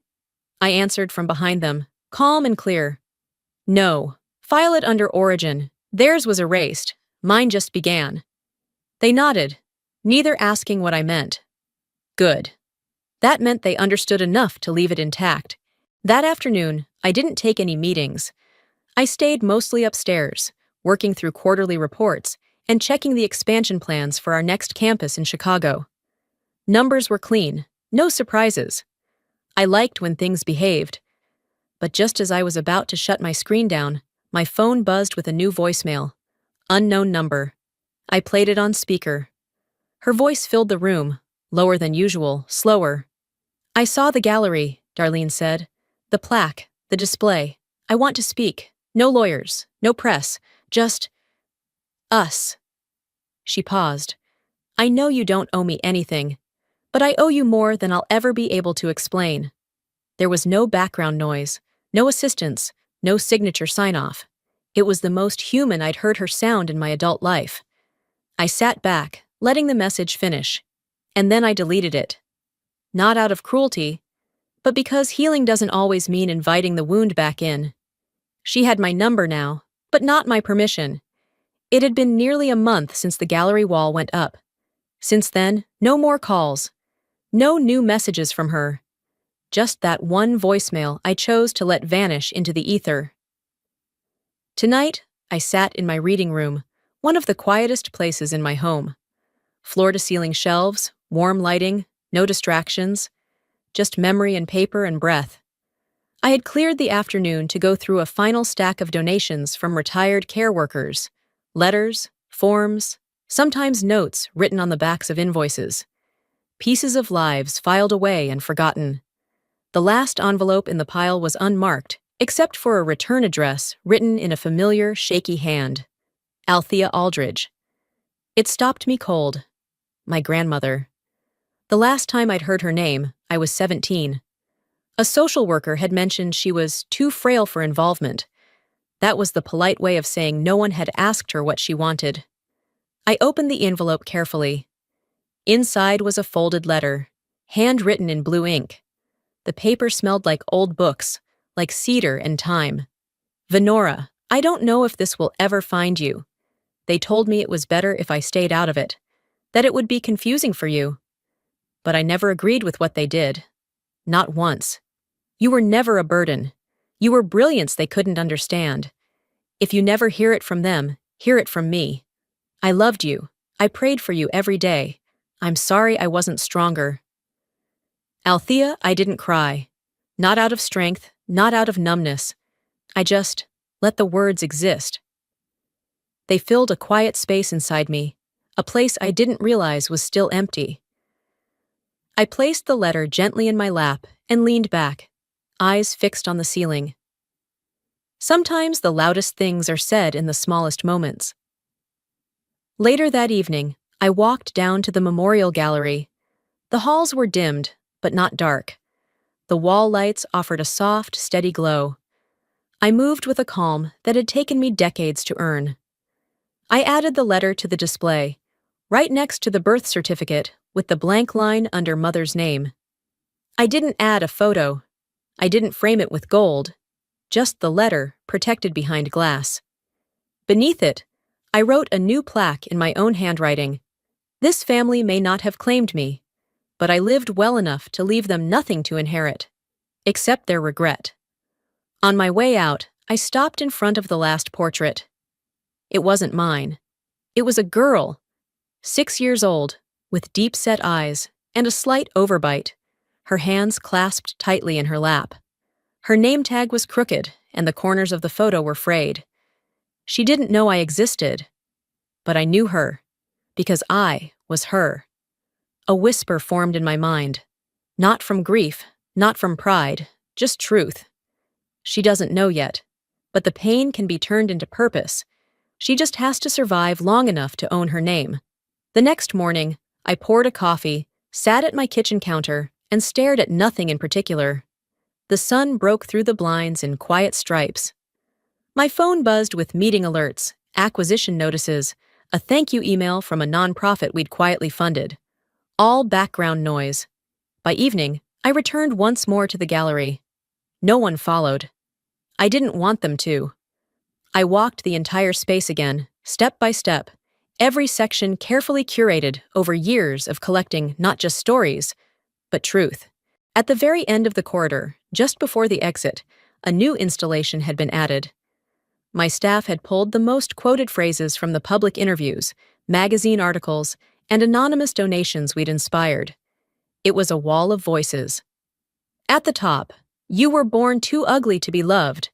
That line sat there, ugly, raw, unapologetic. Below it, in bolder font, it said, "You built something too powerful to be ignored." I stepped closer, my heels silent against the stone floor, and at the very bottom, etched into the glass, were the words I never thought I'd see, not because I couldn't say them, but because I hadn't yet believed them. For everyone who was erased, this is your reminder. You are not what they left behind. You are what survived. Hi, my name's Cheryl. I paid for a family reunion I wasn't even allowed to attend. They changed the date without telling me. Then my sister sent a message. "Don't come. Well, bring you leftovers." She laughed. The whole family showed up. Without me. But that wasn't the worst part. The worst part?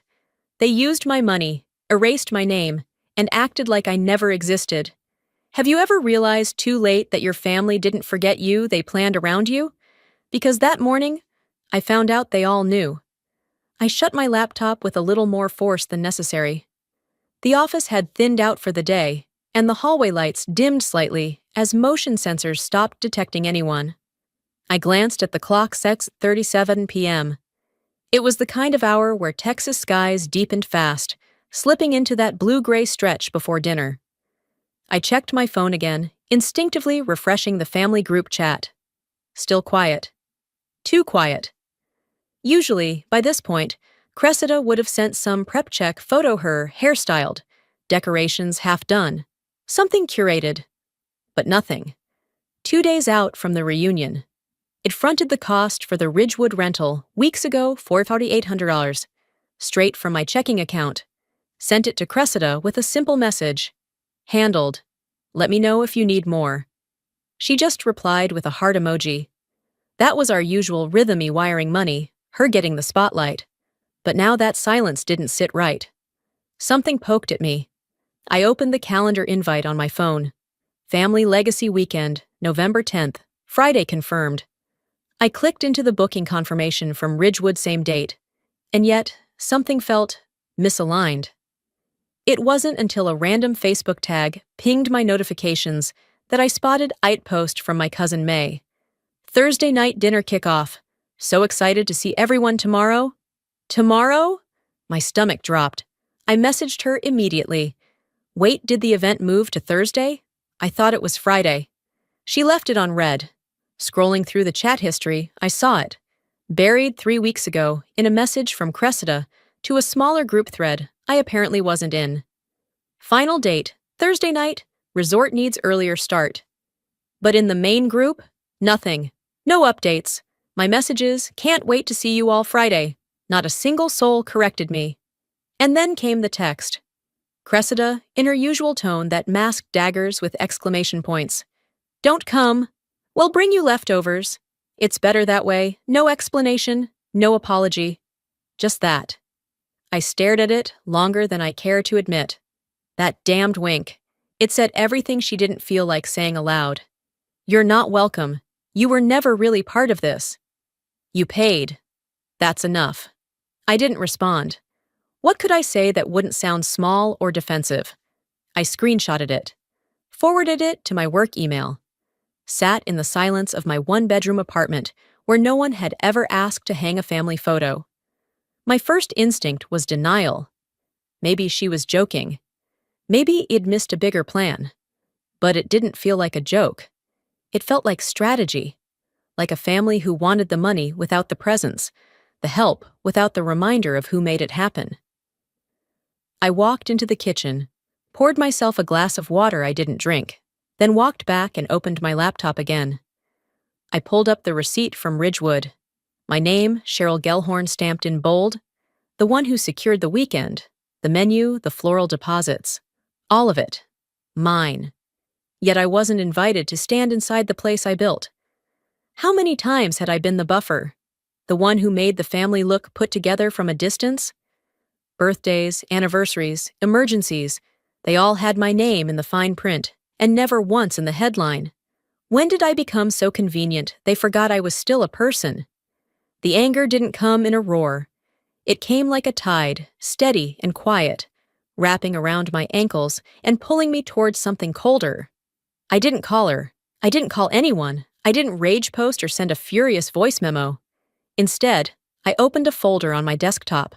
I named it They Knew. Inside it, I dropped the screenshot. Then the Ridgewood receipt. Then the email where she accepted the funds. I knew what it looked like, obsessive, maybe. But when you're erased often enough, you start building proof that you existed. I thought of the phrase my mother once used on me, years ago, after I questioned why Cressida never paid me back for a 6-month rent spot. Let it go. Don't keep score. We're family. And maybe that was the problem. I hadn't been keeping score, I'd been keeping records. That night, I ate cereal straight from the box. No appetite. I reread her message once more before turning off the lights. They didn't just forget me. They planned around me. That night, I didn't sleep. I drafted a letter that made silence into a sound they couldn't ignore. The first file I labeled was proof of payment. The second, pattern of disrespect. I woke up still in yesterday's clothes. The room smelled like untouched tea and stale air. The message from Cressida sat like a splinter in my brain, blunt, casual, coded in condescension. I didn't open my phone right away. I opened my laptop. The They Knew folder stared back at me, newly created, nearly empty. I clicked into it and dragged over the receipt from Ridgewood. Proof. Then another ping-on email notification from Ridgewood's concierge, thanking Ms. Morell for coordinating the event. I exhaled through my nose, not even surprised. It was always Cressida who got the headline. Out of reflex, I tapped into the family group chat. It was gone. Vanished from my list. For a second, I thought it was a glitch. Then I scrolled through my archived messages. Nothing. I typed in family legacy. No matches. I had been removed. I opened Instagram. My hands shook, just slightly, when I searched Cressida's handle. Her stories were still active. I tapped the first bubble. There they were. Everyone. The Ridgewood event space glowing with fairy lights and white linens. A long table sat under strings of hanging bulbs, wine glasses reflecting soft gold. People I knew, people I had paid for, smiling like nothing was wrong. Then the camera panned across a banner above the dessert table. Thank you, Cressida. My name wasn't anywhere. Not even on a guest list. It didn't hurt, it scorched. The next story was worse. A reel, polished with background music and filters, flipping through old family photos. One picture me, at maybe 6 years old, with front teeth missing and cake on my cheek, was warped with a cartoon lens and a caption.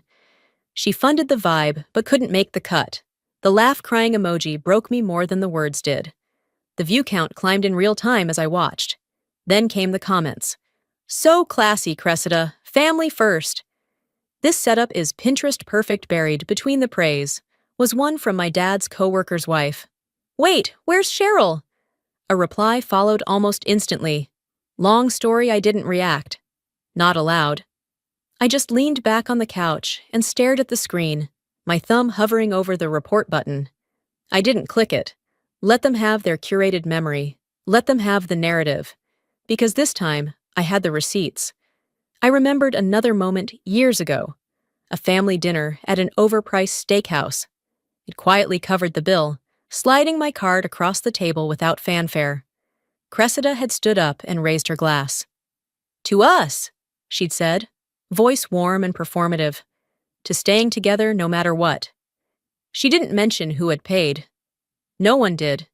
They clinked glasses, smiled for photos, and posted about how close our family was. It convinced myself not to mind. Told myself that being the reliable one meant not needing the spotlight. But this wasn't oversight. This was erasure intentional and digital. I started downloading the stories. Every photo, every reel, every comment. I screenshotted the banner, the caption, the comment thread. I pasted each one into a new document and named it Reunion Public Archive. Then I added it to the folder. They'd removed me from the room, but they hadn't expected I'd be watching from the doorway. I wasn't going to argue or beg to be let in. I wasn't going to ask why. I wasn't going to text, "Did I do something wrong?" That chapter was over. I whispered, barely audible over the buzz of my laptop fan, "You don't get to humiliate me on camera and still cash my check." The receptionist hesitated, then her voice landed like a stone. The original booking was under Cheryl Gellhorn, but it was updated to Cressida Morel 2 days ago.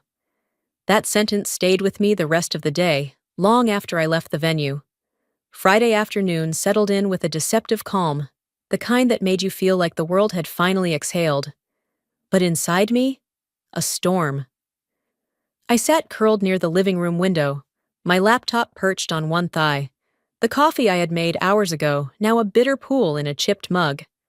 The inbox blinked, a new message. Subject: "Thank you from the Ridgewood event team." I clicked without thinking. My breath paused. "Dear Ms. Cressida Morel, we appreciate your generous coordination of last night's legacy celebration. It was a joy to host such a meaningful gathering. Your leadership made the event a true success. We look forward to working with you again." I read it once, then again and again. The words didn't change. The praise stood tall. They believed she had organized it, that she had paid, that the applause, the floral arrangements, the catered hors d'oeuvres, the sparkling water on ice were hers to claim. Attached to the email was the invoice. My signature still sat neatly at the bottom, but the billing section, rewritten. My name was gone. Hers was now printed in clean Helvetica, Cressida Morel. It wasn't credit card fraud. No. This wasn't financial theft in the traditional sense. It was deeper, more personal, a theft of presence, a swap of visibility, the kind of erasure that makes people question their own memory of being there. I stared at the screen until the glare felt like it was burning through my eyes. Then, something old and familiar came back to me plaque. 2 years ago, a charity dinner for a women's shelter. Cressida had hosted it, yes, but I had quietly covered over 70% of the fundraising shortfall in the final week. I had wired $2,500 without a single call or announcement. That night, she walked on stage and received a framed certificate, in honor of Cressida Morel Advocate. Leader, donor, no mention of me. Not even a nod. Back then, I told myself, it's not about recognition, but sitting here now, I had to wonder, should it have been? Almost on autopilot, I opened Instagram. There she was again.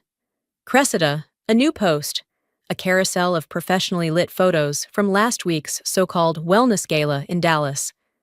I recognized the soft pink linens, the string lights, the smiling women in white. My name wasn't tagged anywhere, but my budget sure had been. Her caption? Grateful to give back and celebrate sisterhood. Funding this was a dream come true. Legacy built, or women's voices, saw give back glow. I didn't cry. I didn't flinch. I just saved the post, dragged it into a folder on my desktop I had labeled long ago. They knew. Her smile in the final photo so polished, so effortless, looked like a borrowed mask. The comments were worse. You're the heart of your family, Cressida. Inspiring as always. You really walk the walk, girl. It felt like watching someone parade around in my skin. I opened my notes app and typed with trembling thumbs. You used my name to pay your taxes. You used my money to throw your party. Now you use my silence to polish your image. The blinking cursor waited. I hovered over the share icon, but something in me paused. She wouldn't confess. She'd just redirect. They'd twist it, tell me I was being petty. Always taking things too personally, Cheryl. So instead, I took a screenshot of the note, saved it under a new folder on my desktop, unsent because they'd spin it. That night, I stayed off social media. No scrolling, no checking the family group chat, no calls to my parents, who I already knew wouldn't ask how I was feeling. Instead, I opened a new folder titled Proof of Transfer and began uploading every document I had: bank records, receipts, date-stamped wire transfers tied to the gala. Then another, event discrepancies. Into that one, I filed the altered PDF invoice, the thank you email to her, the Instagram screenshots, and my original booking confirmation. I wasn't making noise. I was collecting weight. For years, I let them tell the story. Let them claim I was just generous, not interested in attention, comfortable in the background. But the truth is, generosity doesn't mean erasure, and staying silent doesn't mean consent. If Cressida needed my money to appear noble, maybe I needed the truth to look unapologetically unforgiving. And this time, I wasn't going to ask permission to exist. I hadn't cried in days. That used to feel like strength, like resilience. Like maybe I was finally past the point where they could reach in and twist something inside me. But now, it just felt vacant. It meant I'd entered a different phase entirely, one where I wasn't even reacting anymore. Just collecting. Just cataloging. My body moved, my voice answered when needed, but my mind was busy filing moments into categories. Betrayal, omission, confirmation. By late Saturday afternoon, the silence around me grew louder than I could handle. ID cleaned the same counter twice, ignored 3 text messages, and stared at a half-finished bowl of oatmeal that had gone cold hours ago. Eventually, I picked up the phone and called my mother. She answered on the second ring, already armed with the voice she reserved for performances, the polished, airy tone she used with neighbors, at fundraisers, or when she needed something to sound like love. "Hi, sweetheart," she said, drawing out the syllables like they were warm honey. "How are you holding up?" I didn't indulge her act. "I just want to ask you something directly," I said, my tone flat. "Did you all know I wasn't coming to the reunion?" There was a pauseless, then a second, but I felt it hit like a cold wind. Her answer came too smooth, too practiced. "Let's not make this bigger than it is. You're overthinking again. The weekend was lovely. It wasn't about leaving you out." "Then what was it about?" "Family has to move on, Cheryl, and honestly, you know how emotional your sister gets. She just didn't want any tension." So there it was. I wasn't excluded because he'd done something wrong. I was excluded because my presence was tension. My existence complicated their narrative. I was the knot in the ribbon they were trying to tie around their perfectly curated family moments. "And no one thought to correct the date?" I asked. "Even after I sent confirmations? Twice?" Another silence. I already knew the answer, but I needed to hear what excuse she'd reach for. Things were moving fast. I'm sure it wasn't personal. "Can we let it rest now?" That sentence rang in my head like a bell. Can we let it rest now? Translation: can you stop making us uncomfortable with your awareness? That was the moment I knew this wasn't a miscommunication. It wasn't a scheduling error. It was a quiet, mutual agreement, one no one had to say aloud. I was the element they had voted, unanimously and passively, to subtract. After the call, I sat at the kitchen table, the same table where, just a few weeks earlier, I had wired money for the event. The irony wasn't lost on me. My name was on the invoice, but not the guest list. My phone buzzed. A text from my dad's number lit up the screen. Glad she stayed out of it. Elian was finally relaxed. Then, seconds later, another message. This weekend would have been a mess if she came. They meant to send those to someone else. I sat still, didn't breathe for a moment. The kind of stillness where your body feels too heavy to move, and your lungs forget their function. I wasn't angry, not yet. That would come later. In that moment, I was hollowed out. They weren't just okay with me being absent. They were grateful. Out of instinct, I opened Instagram, searched for Cressida's profile again. This time, I wasn't looking at decorations or outfits. I was hunting for faces, my parents' faces. My mother clapping as the cake was cut. My father mid-toast, eyes glassy, voice confident. To balance, to peace. To the people who show up with love. No one asked where I was. No one seemed to notice I wasn't there. It was as if I had already been edited out of the story, like it'd been photoshopped out of the family album, while the party continued seamlessly. I closed the app. Opened my laptop. A blank document stared back at me. I titled it, Pattern of Language. And I started typing, "Let's not make this bigger than it is. You're overthinking again. She's too emotional. Glad she stayed out of it. This weekend would have been a mess if she came. I copied and pasted each quote. These weren't just careless remarks. They were coordinated patterns recitations of the same themes, repeated over years in slightly different forms. Evidence, not accidents. Patterns, not slips. I didn't respond to my dad's messages. I didn't call my mother back. What could I possibly say that they hadn't already dismissed before I even spoke? Instead, I opened the voice memo from our call, downloaded it, dragged it into a folder I'd quietly labeled. They knew. There would be no confrontation, no dramatic showdowns, just quiet documentation. I wasn't collecting these receipts to win a fight. I was collecting them because I was done pretending they didn't exist. They wanted peace?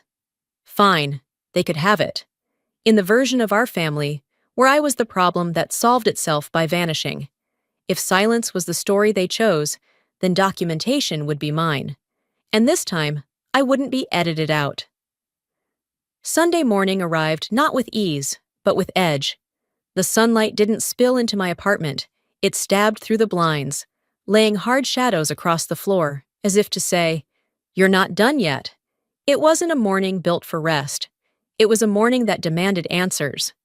I sat at my desk with a lukewarm cup of coffee, sorting through old emails, automated alerts, newsletters I never read, receipts from dinners I didn't enjoy. A low hum of irritation had been simmering inside me for days, and I thought perhaps clearing out digital clutter might help clear my mind. That's when my phone rang. Unknown number, local area code. I hesitated, then picked up. "Good morning," a bright but brittle voice said. "This is Casey from Ridgewood Resort. We're following up regarding last Thursday's event. Ms. Morell mentioned you may want a final guest usage report and catering breakdown." I blinked. "Ms. Morell?" "I'm sorry," I said slowly, "but I made that reservation." There was a pause, a sharp inhale, then a softer exhale, one laced with worry. "Apologies," Casey said. "Our files show the original reservation was under Cheryl Gellhorn, but the hosting contact and authorization forms were updated to Ms. Cressida Morell 48 hours before the event." I stared at the screen like it had betrayed me. "Did the payment method change?" I asked, my voice steady but colder now. "No, Mom. The payment was charged to the card ending in 48 to 19. Still under your name." "Of course it was." I thanked her, if you could call the flat word I offered thanks. Then I ended the call and immediately sent a formal request for all written correspondence involving the event, every message, every update, every staff memo that mentioned my name or Cressida's. 20 minutes later, they arrived. I opened the PDF bundle and scanned quickly, eyes catching on one particular subject line: update to guest record. Her email was calculated, charming in that predatory way only Cressida could manage. She hadn't asked, she'd informed. "My sister won't be attending. For liability reasons, please ensure my name is listed as the event host. She has given full consent." Consent. A lie. Typed in Arial 12-point font, sent without hesitation. As casual as requesting sparkling water instead of still. As smooth as she'd always been. I started saving everything, dragged files into my desktop folder titled Event Discrepancies, renamed screenshots to include timestamps. I was no longer documenting a misunderstanding. I was gathering proof of intent. And then it got worse. A text pinged on my phone, not an email this time, a number I didn't recognize. Just a plain gray bubble. "I'm not supposed to say this." Then, a moment later, the sender identified themselves. Elian. The sad face emoji nearly broke me. Not because of how childish it was, but because it wasn't filtered. Children rarely hide their truth well, and sometimes that's the only truth left. But everyone knew. "Mommy said not to tell you." "I'm sorry." I felt like I'd been gut-punched by a whisper. It didn't knock the air out of me, but it reached places no shout ever could. My hand froze. My breathing stalled. I didn't reply. I just placed the phone face down on the desk, carefully, like setting down a glass you know is already cracked. Then I opened a new Word document. I titled it, Voices Ignored, and typed in the message from Elian, including the timestamp, the phone number, and the contact name. Next, I created a second folder on my drive, Collusion by Silence. It was a phrase that had haunted me for months without having the vocabulary. Now I had both. This wasn't some family drama gone wrong. It wasn't about oversight or tension. It was a plan. A layered, deliberate decision to erase me not with rage, but with paperwork, with politeness, with silence. I stood up slowly, looking around my living room. The framed photos, the receipts pinned to the board by the door, the scrapbook of RSVP lists, all of it had been a record of love, effort, hope. Now they were evidence, not of crime, but of erasure. Every time they had crossed out my name and inserted hers, every phone call I hadn't gotten, every thank you that never came, it wasn't a slip. It was a signature move. That night, I didn't cry. I opened a blank document titled Formal Statement Draft Internal Use Only. I wasn't ready to send it to anyone, not yet. But I needed a place to start laying it all out: dates, quotes, names, intentions. I needed to have my own version of the truth written down, in case I was ever told again that I was imagining things. And as I typed, one line from Elian wouldn't leave my head. Mommy said not to tell you. That was all I needed to know. The adults had orchestrated the cover-up, but a child told the truth. And I would not forget that. I wanted to know where the line was between insult and impersonation, and how close they had come. I woke up to a doorbell. Not the chime of someone excited to see me, just the dull, practical buzz of a FedEx delivery.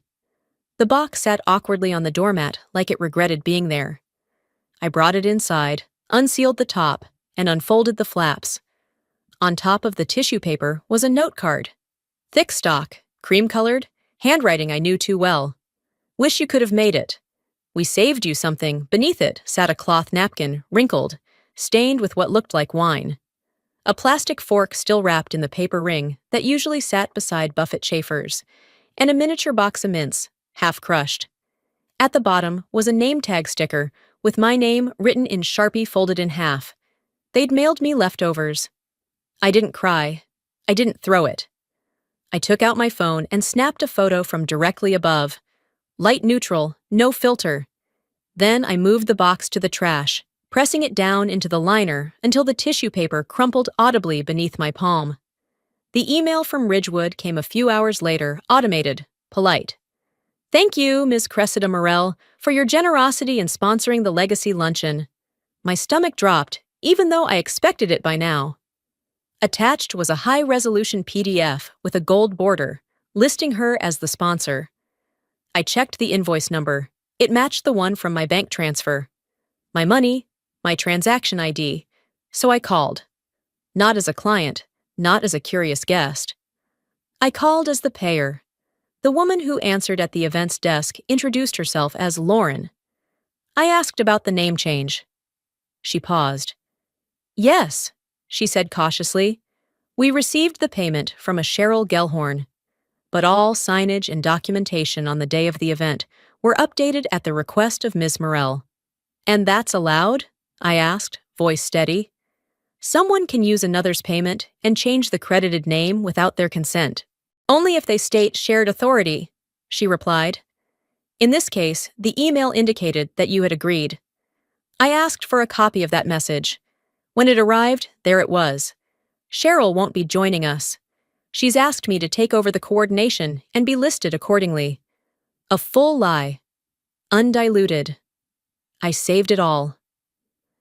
I opened a new folder on my desktop titled Evidence of Erasure. Into it went the photo of the gift box, the receipt, the thank you letter, the email chain. I moved slowly, deliberately, like someone handling glassware in an earthquake. Later that evening, I sat at my desk and opened my journal. I gave this entry a name. No more witnesses, only records. I wrote until my fingers cramped, until the pen ink smudged across my palm. They kept my contributions and discarded my name. They want the checkbook, not the person. They want my silence, not my presence. It wasn't a tantrum, it was a filing. Then I opened my email and began drafting something with a different tone. More legal, more distant. It wasn't for sending, at least, not yet. But I wanted to see it on paper. To know that if I needed it, the case was ready. After dinner, I walked the trash outside. The air was still warm, unseasonably so for November. I stood by the bin for a moment, then turned around and went back inside. I retrieved the box, placed it on my dining table, took one more photo, this time with my finger pointing at the card. I renamed the image file Exhibit Fiancée, Psychological Undermining, JPG. Then I tossed the box a second time and didn't look back. They didn't just want me out of the room. They wanted me quiet, unacknowledged, bankrolling the version of family they could pose beside while pretending I was too dramatic to be included. But the truth doesn't need volume, just records. You don't get to shame someone in a card and still call it kindness. It wasn't revenge. It was history, and I was just restoring my part in it. Tuesday morning, I sat in my kitchen with a black coffee gone cold and 36 pages of truth open on my screen. The file name was simple. They knew. It was cleaner than I expected.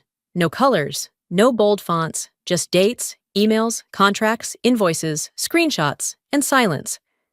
At the top, I typed a subject line. For those who asked, here's what actually happened. I didn't write a greeting. I didn't ask for understanding. I attached the PDF, addressed it to my entire extended family, every person who'd reposted Cressida's highlight reel, every PR client listed on her LinkedIn bio, and a few others who used to say, "You're the good one." Before hitting send, I reread the subject line. I hovered over send, then clicked it. No hesitation. The response didn't come from the people I expected. 10 minutes in, my phone lit up with a name I hadn't seen since high school Trina. Her message read, "Just saw the doc. I always wondered why you were never in their family posts. Makes sense now." A second one came from a coworker, Julia, someone I barely spoke to at lunch. That hit harder than I thought it would. Thank you for not being silent. By noon, Cressida had gone quiet online. Her latest Instagram post, an inspirational quote in cursive about growth through grace, was turned off for comments. The caption had been edited. Some people air private matters for attention. Real ones know the truth. I didn't reply. She wanted to turn my evidence into a tantrum. Let her try. My phone buzzed again. Voicemail, my mother. "Cheryl, honey, please delete that file.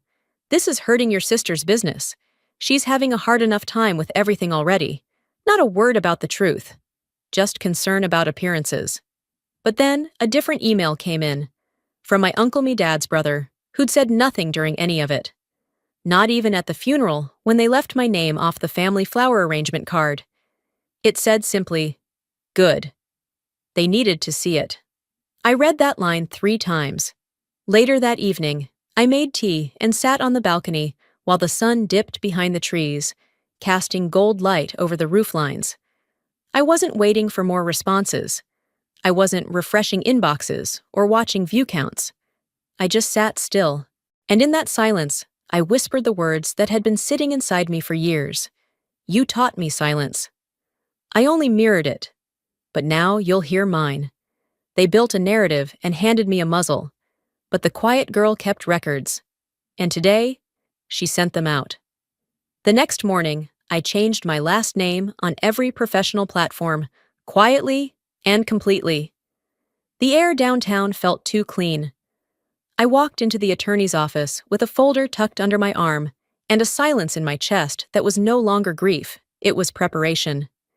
I didn't sit back when I spoke. I didn't fidget. I laid the contract on her desk. Ridgewood Resort. My payment. Cressida's name on the signage. She scanned it quickly, flipping to the back. "You signed this," she confirmed. "And you paid?" "Yes." "And this," she held up the updated version, "was submitted without your consent?" "Correct." 2 days before the event. She told them I wasn't coming. That she was the new host. The attorney looked up. She impersonated a financial contributor. "That crosses into civil territory. You're not just being erased, you were replaced." I didn't ask for justice. I asked for a copy of her assessment. Something official. Something that turned my emotion into documentation.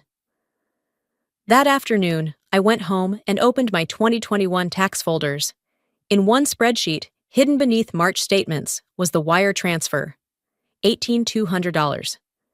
The memo read, Emergency Cressida. IRS Leanne. I remembered the call like it had just happened.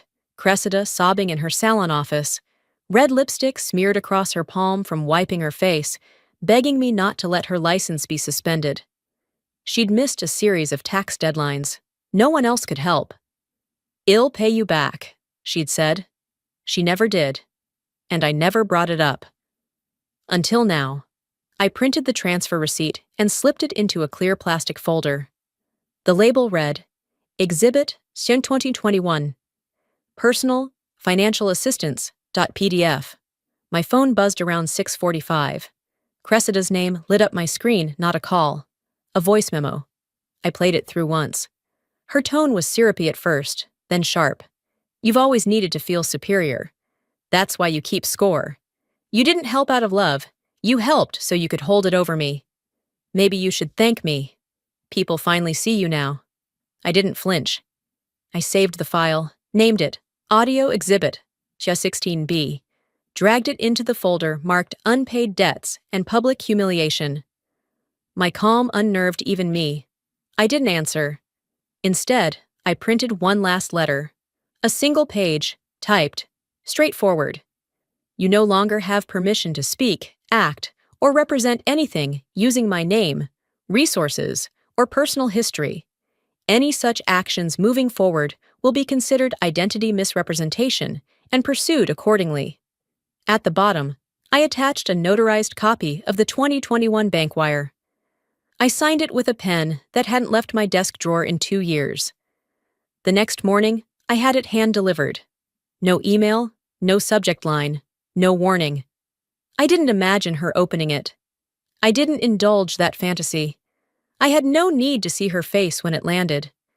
Instead, I brewed tea, sat on my back porch, scanned the leaves trembling in the wind, and let myself breathe. Some receipts don't fade. They age into evidence. That night, I didn't post anything. No farewell speech, no cryptic quotes, no final mic drop. I simply removed every digital tag, mention, or trace that connected me to their legacy, their version of me. The one they edited, cropped, and controlled. I deleted it like you would a corrupted file. Not out of anger, but clarity. That chapter was over, and I no longer needed to explain the ending. 2 months had passed since I mailed the letter, the one that laid everything bare. I hadn't heard a single word in return. Not from Cressida, not from my parents, not even from the distant relatives who used to call every Sunday, asking if I'd be attending this or that family function. Their silence, once heavy and sharp, had lost its edge. It was just silence now. Clean, uncluttered, like a cleared field after the snow melts. Vermont helped. The air moved slower here. It didn't rush to justify itself. My apartment was modest second floor above a cozy bookstore cafe, run by a retired couple who asked for nothing but kindness and responded with fresh scones and shared laughter. I had a single shelf of books, a pathos that thrived on neglect, and a mailbox labeled in neat black letters. Cheryl Elaine. I had dropped the surname the way you drop an overworn coat, not because I was hiding, but because I was finally choosing what name would sit at the top of my mail, my life, my story. I wasn't carrying anyone else's legacy now, just mine. Around the holidays, something unexpected happened. The first card arrived, then 3 more. All handwritten, all from cousins. Not a word from Cressida, nothing from Lenora. But one envelope stood out light blue, silver ink, the kind you buy in a clearance pack. Inside was a single line, written in even cursive. "Thank you for telling the truth." It gave the rest of us permission. I read it 3 times. Then I pinned it to the fridge, right next to a black and white drawing by Elian. A stick figure holding a mug, with Aunt M scribbled underneath in crayon. Sometimes, I still found myself checking my voicemail. Not because I was hoping for anything, but out of sheer habit.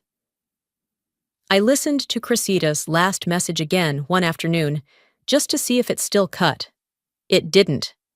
I heard her voice the way you'd listen to a recording in a museum exhibit, detached, historical. You've always needed to feel superior. Delete. Closure didn't come with confrontation. It didn't roar in like some satisfying movie ending. It whispered in quietly when I realized I no longer needed an apology with an expiration date. I didn't need to be proven right. I just needed to walk away without dragging their shadows behind me. Then, out of nowhere, a letter arrived. It was handwritten in pencil on folded notebook paper. The return address read, Elian Kroll, CEO, Jeanette. Friend's mom. The handwriting was young but careful. I still remember how you always brought me mint tea. I hope you're happy. Tucked inside was a small drawing of a lemon slice floating in a teacup, held in place by a paperclip. I teared up, not because it broke me, but because even after everything, someone small remembered the good parts, the quiet, gentle, honest ones, the ones that mattered. I wrote back the same day, I am.